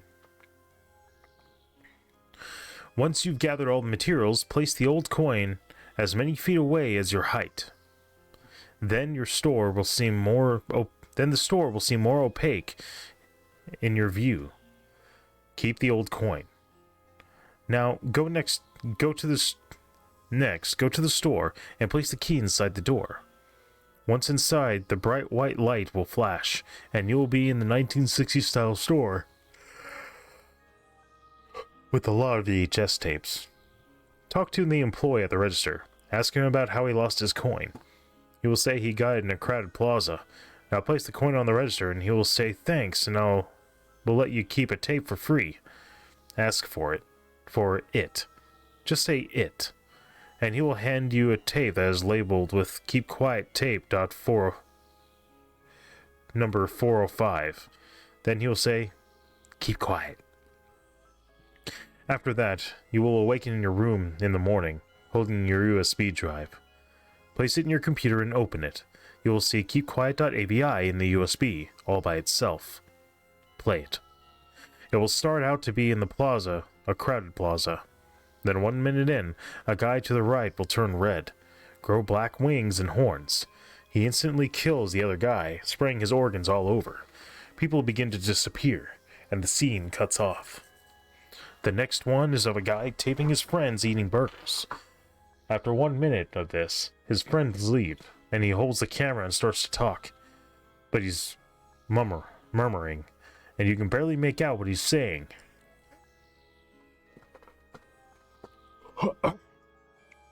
Then his eyes roll back and he starts to grin. Then it cuts to him talking about his new job. He arrives at a spiffy looking place. It's the video store. Then he says that he lost his boss's lucky coin in the plaza. Then he'll say, I hope my boss doesn't find out, so keep quiet. Then there's static, and you can make out the words keep quiet on the screen. 9 minutes into this suddenly loud white noise. 5 seconds after that, the video will end and the file will corrupt. Your desktop will say keep quiet in big letters. All icons will say keep quiet and will say keep quiet as soon as you start. Unplug the USB right away, or every day you will see keep quiet on your hands. After that, enjoy life and remember to keep quiet. Neat.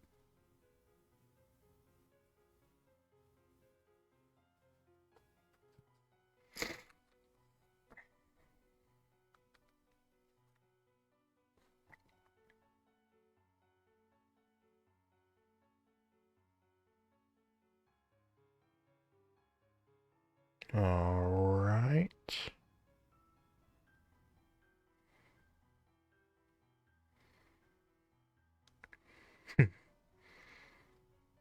Just checking on some things. Huh. Keep getting all these goddamn calls. I'm sick and tired of them.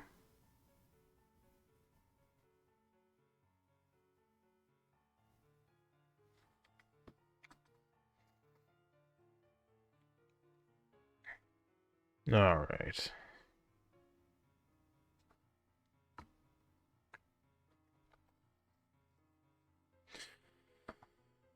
Kentucky Ghost Driver.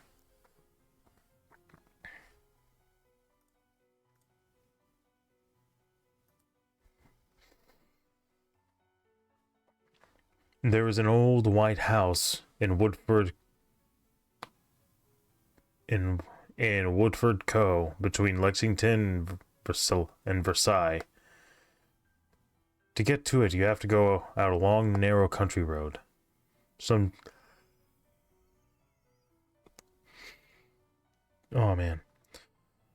Sometime around the 1950s, a rich man lived in the house by himself.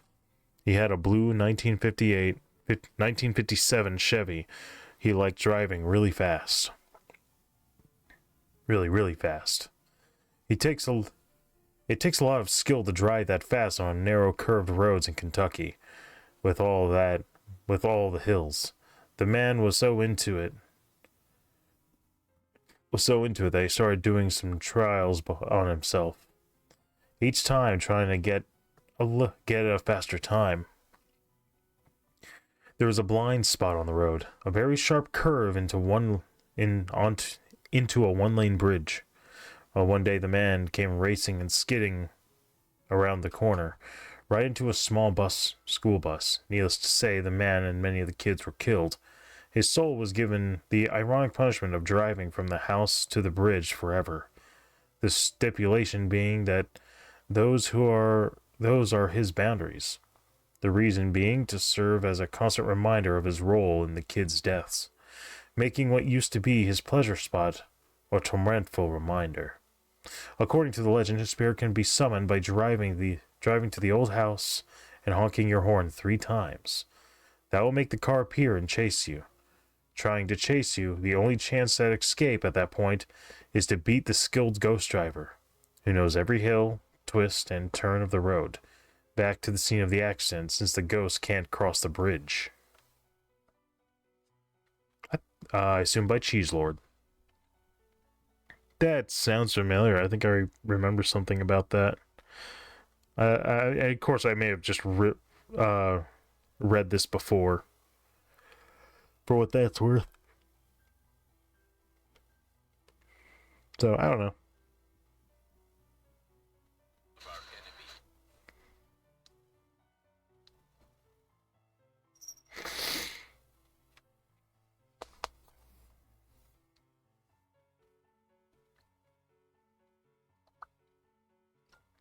Alright.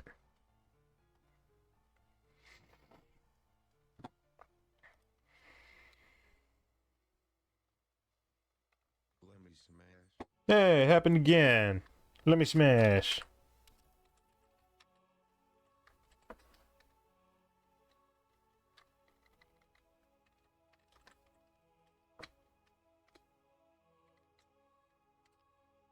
Yeah, we got another let me smash.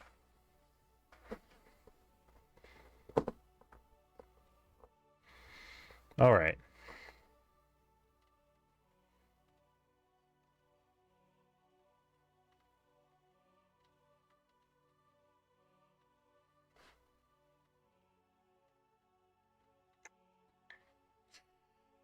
Kid in the corner of the class. We all know that kid in the corner of the class, right? You know, the one with the glasses, gray sweatshirt, and has no friends. Yeah, you know who I'm talking about. Well, have you ever spoke to that one person? If you have, then this differs if you find the correct person. That they seem to talk about death at least once during your conversation. You may be thinking, why do you bring up such a topic into this conversation? You still following me? Good. Now, what he sees isn't what you see. He doesn't see a teacher, neither a class full of children. What he sees is very hellish, inhumane. You may also say fourth dimensional place. His outcast from society has caused a mental breakdown, thus creating this false reality he lives in now. He sees not what you see. You may even see him talking to himself at times. What he's talking to isn't human in his mind. If you decide to talk to him, he would become quite happy. But be careful what you say. His sanity is on edge of being completely destroyed. He'd become homicidal to his psyche. He'd become homicidal as his psyche would be chipped apart, quite painfully, if actually. Almost like driving a screwdriver through your temple very slowly. Who knows what could happen? It could be in Columbine. It happened in Columbine, and also in several other schools across North America. Don't believe me? Go see for yourself. Go talk to that kid in the corner of the class and see if anything I had just said, isn't true.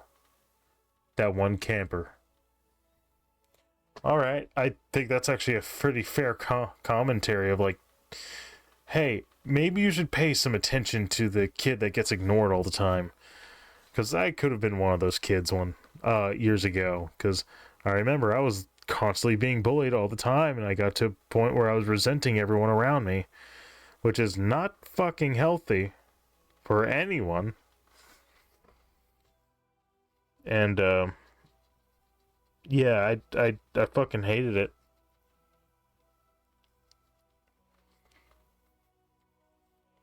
Luckily, it didn't get that bad for me, and I was able to get to a better place.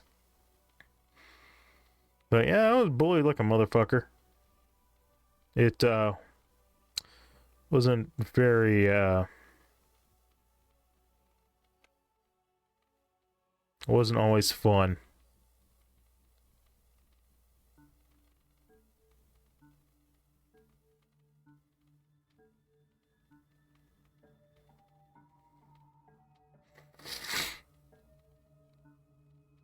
Alright.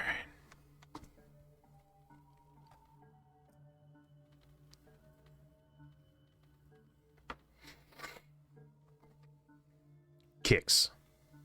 I was fairly young when I met Kix. I was about maybe 8 or 9. It wasn't too long ago. Since now I am 12, almost 13.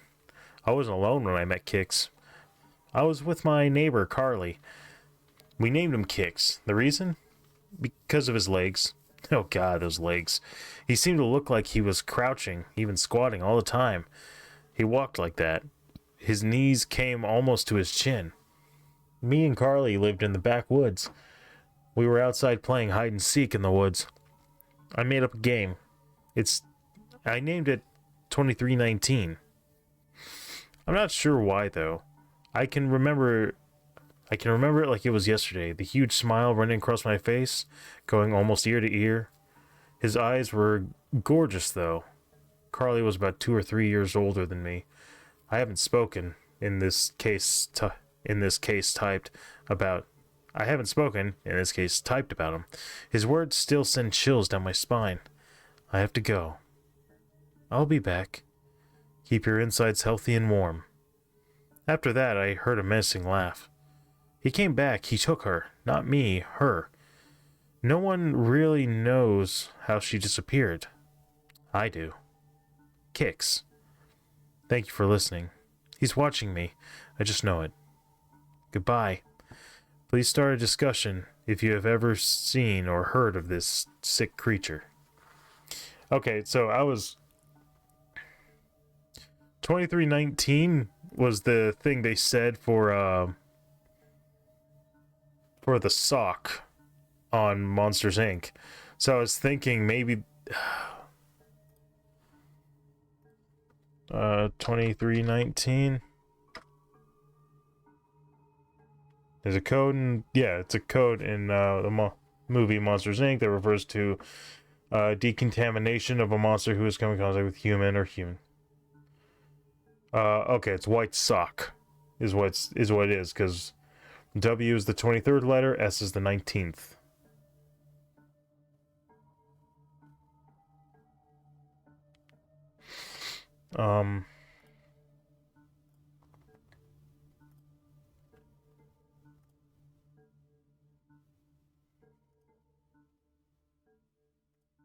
Should I see if there's anything else?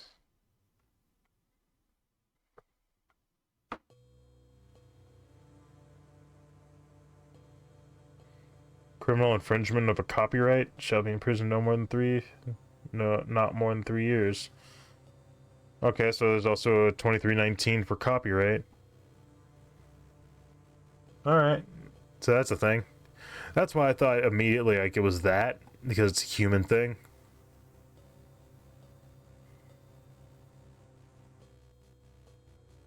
Yeah, I don't remember.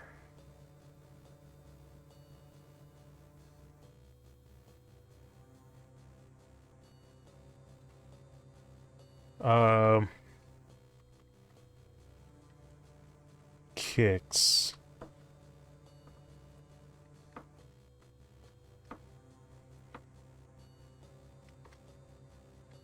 Creature?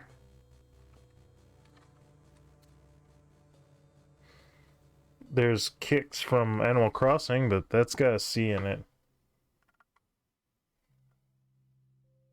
Yeah, I'm not seeing anything for a creature called Kicks. Anyway, moving on. Wow, these are getting long. Killer Boy. Hey, my name is Joseph.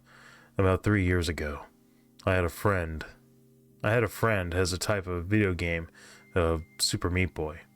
It turned out creepy and bloody. Why? No, not because Meat Boy is a bloody and gory, nor was it Dr. Fetus. Come on, you need to think.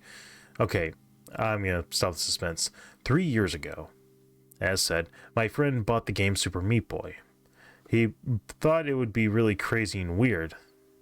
No, not the blood on the floor. My friend bought the game at Walmart the year it was released. This was no ordinary Meat Boy game. It was a horror game.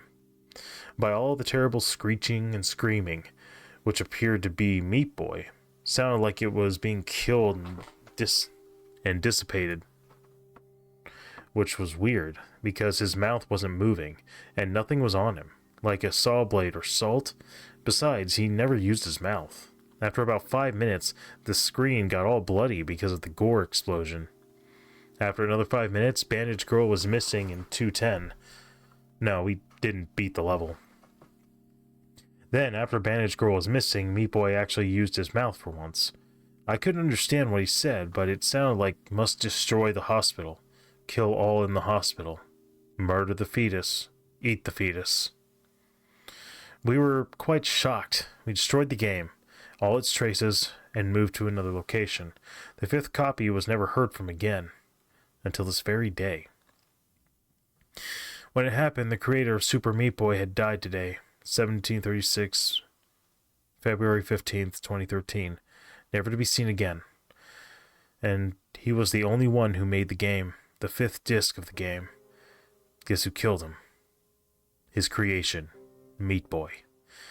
Or someone who's just skinless, I don't know. But it wasn't on the news. It was on the walls of the 306 Washington, D.C. I'm actually pretty shocked how this happened, because afterwards, like, I'm just speechless. Happy this happened, not the good speechless. I loved the game. I got it last year, 2012. I'm shocked why we're even talking about this. Pretty queer, isn't it? My friend and I are pretty dang shocked about the events happening last year, so I had nightmares of it. It's horrific. And it makes my head hurt, due to a bunch of things stuck in my brain. Maybe it's just that I'm sick. I don't know. But one thing's for sure. That kind of game we got still haunts me, and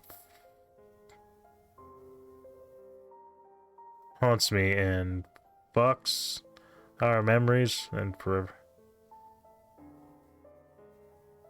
Haunts our memories and forever will, I guess. Haunt me and... Okay, they're censoring the other dude's name. Okay.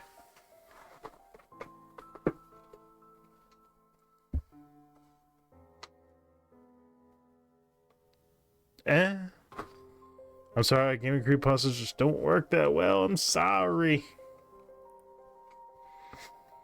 Alright, let's do one more.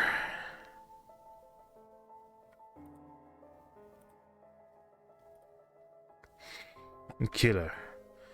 I suck ass at art, but I drew that bastard cornering me. Killer. Madman on the loose. If seen, please contact police. It was any normal day. I wanted to hang out with my friend Barry, but he's always working. With all the weird shit that's gone down to lately, I was watching the news to keep the scoop.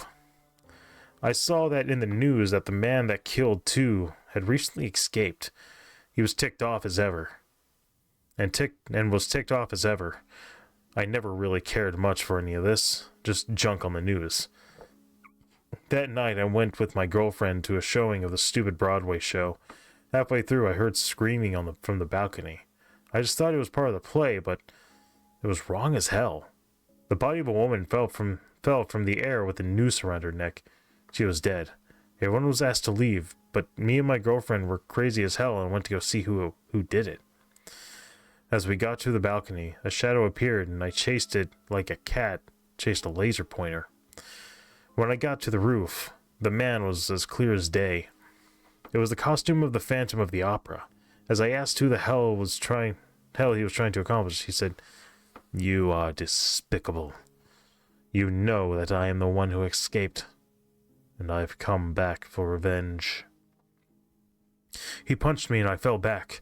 One thing for sure is that bastard can hit. I was concerned, and the building was at least 4 stories high. As he swung at me, he was damn fool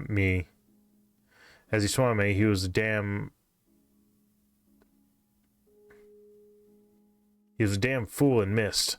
He fell to his death as I looked down at his body. I knew who he was. He was my old friend, Barry. Huh.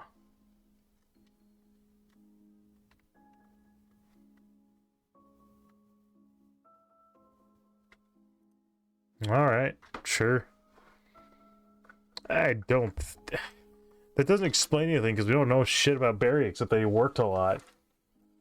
I'm not sure. It doesn't feel like it has the payoff. Like, yeah, it's kind of expected. Like, okay, he talked about Barry. That has to be relevant at some point, and then you just kind of force the relevancy. It's just... It's very artificial. So it doesn't feel genuine. Like, it's like... You're forcing someone to be the bad guy. For the sake of having a bad guy is all. Alright, so last one is Killer. Alright, and...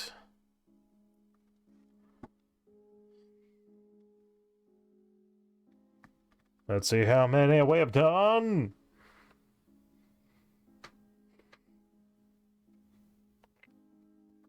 Behold all of these bastards. Woo! 1,216. That's fucking great.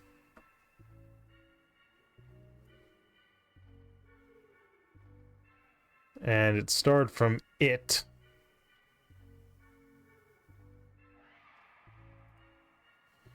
So, how many did we get done? Alright, so we read 66 this time. Nice! Oh, 65. Yeah, 65. So.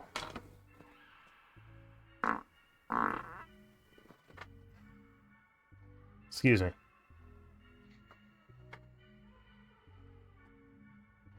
Nice. So that happened. Yeah, we got through a good chunk. I mean, shit, we did what? Sort of habitants in a dance. 1, 2, 3, 4, 5. Yeah, I mean that's a lot. I think we did well. Because I started on the 1st, 8th, 15th, 22nd, and 28th, going on 29th. So yeah, I think we did a lot. So we started at 899, about 900. Now we're at 1216. We did 300. We did over 300 in the span of 5 streams. A little over 50. Like, it's about a little over 60 each time. So I think we did well. I'm really happy. Like, I can't... Like, we're right here. The ones keep going. Excuse me. Yeah, the ones keep going. They don't stop till here.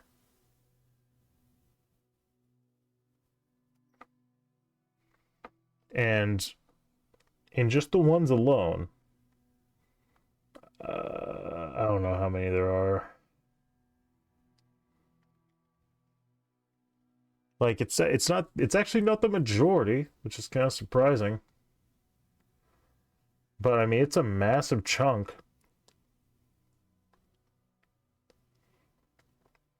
A lot of them are 2-page and up, but 2,203 of these are single page.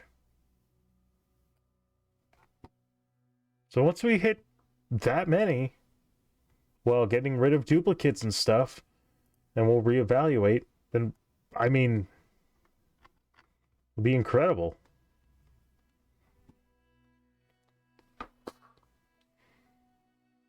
I can't, and once we get into the 2-page ones, I guess then it's on.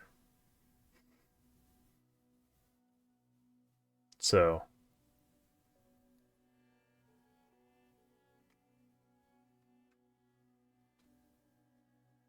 yeah, look, there might be a lot more 2 pages. Because 2 pages isn't that hard. I'm actually surprised there's as many 1 pages, because it seems like some of that stuff, I guess I can push it down to like fucking laziness.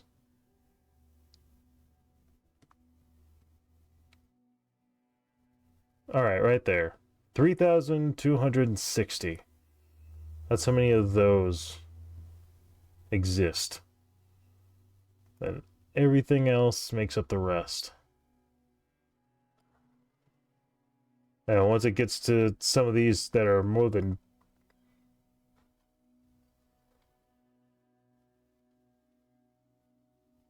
Yeah, you got some 20 pages.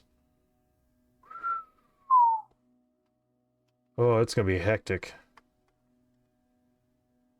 But, I mean, I hope you guys will be there for it.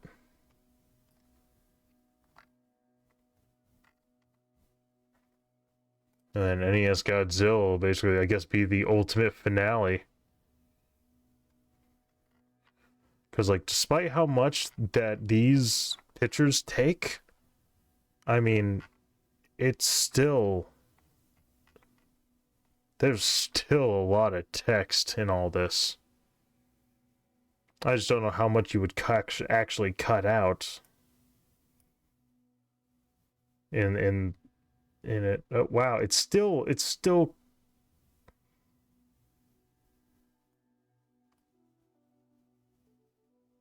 oh my god.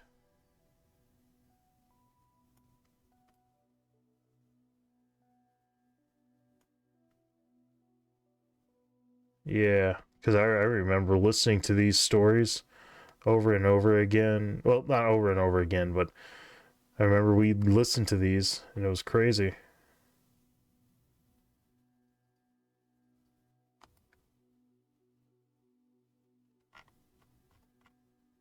Oh, yeah, now it's...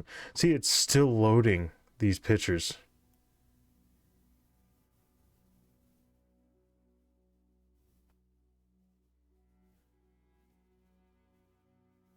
Yeah.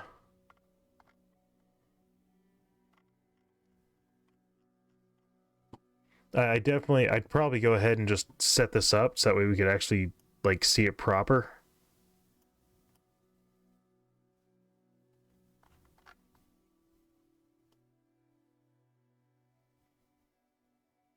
Wow, this would be insane to read, even try and read in one night.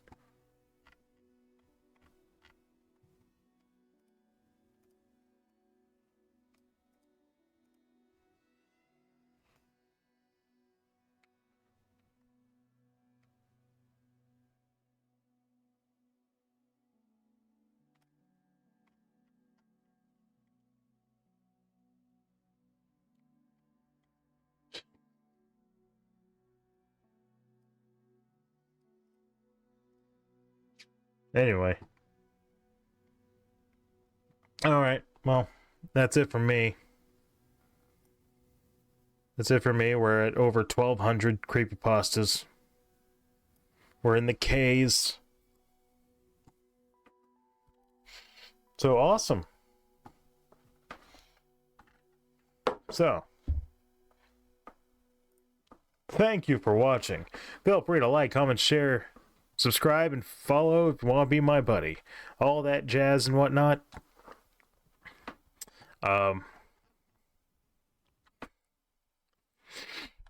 Feel free to check out my links. I've got Blue Sky that I need to add. I've got Discord if you ever want to jump into that. For some reason, I have Reddit. You can find me on Twitter, but I'm using that less. I've got a Facebook page that I might be changing soon. Still mulling it over. Of course, there's always my YouTube. It should be in the description. All this stuff should be somewhere around, whether it's in the chat or in the description or wherever it might be. But yeah, we went through a lot. A lot of reading. I've been doing lots and lots of reading. Actually, how many streams? 1, 2, 3, 4, 5, 6, 7.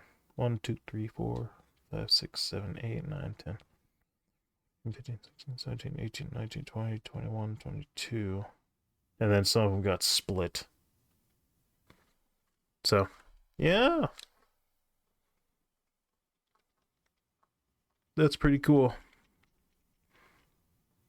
Actually, I think the first couple were before I was keeping up with it proper. But in any case, I appreciate Foxer the Winter Fox for following. I need to make sure I thank people. Didn't have to do that. It's much appreciated. Hope they're sleeping well. Hope they're not getting all the freakies. At least not the bad ones. Oh, excuse me. And, yeah, well, have a good night. So once again, thank you for watching. And always remember, you have potential. Good night.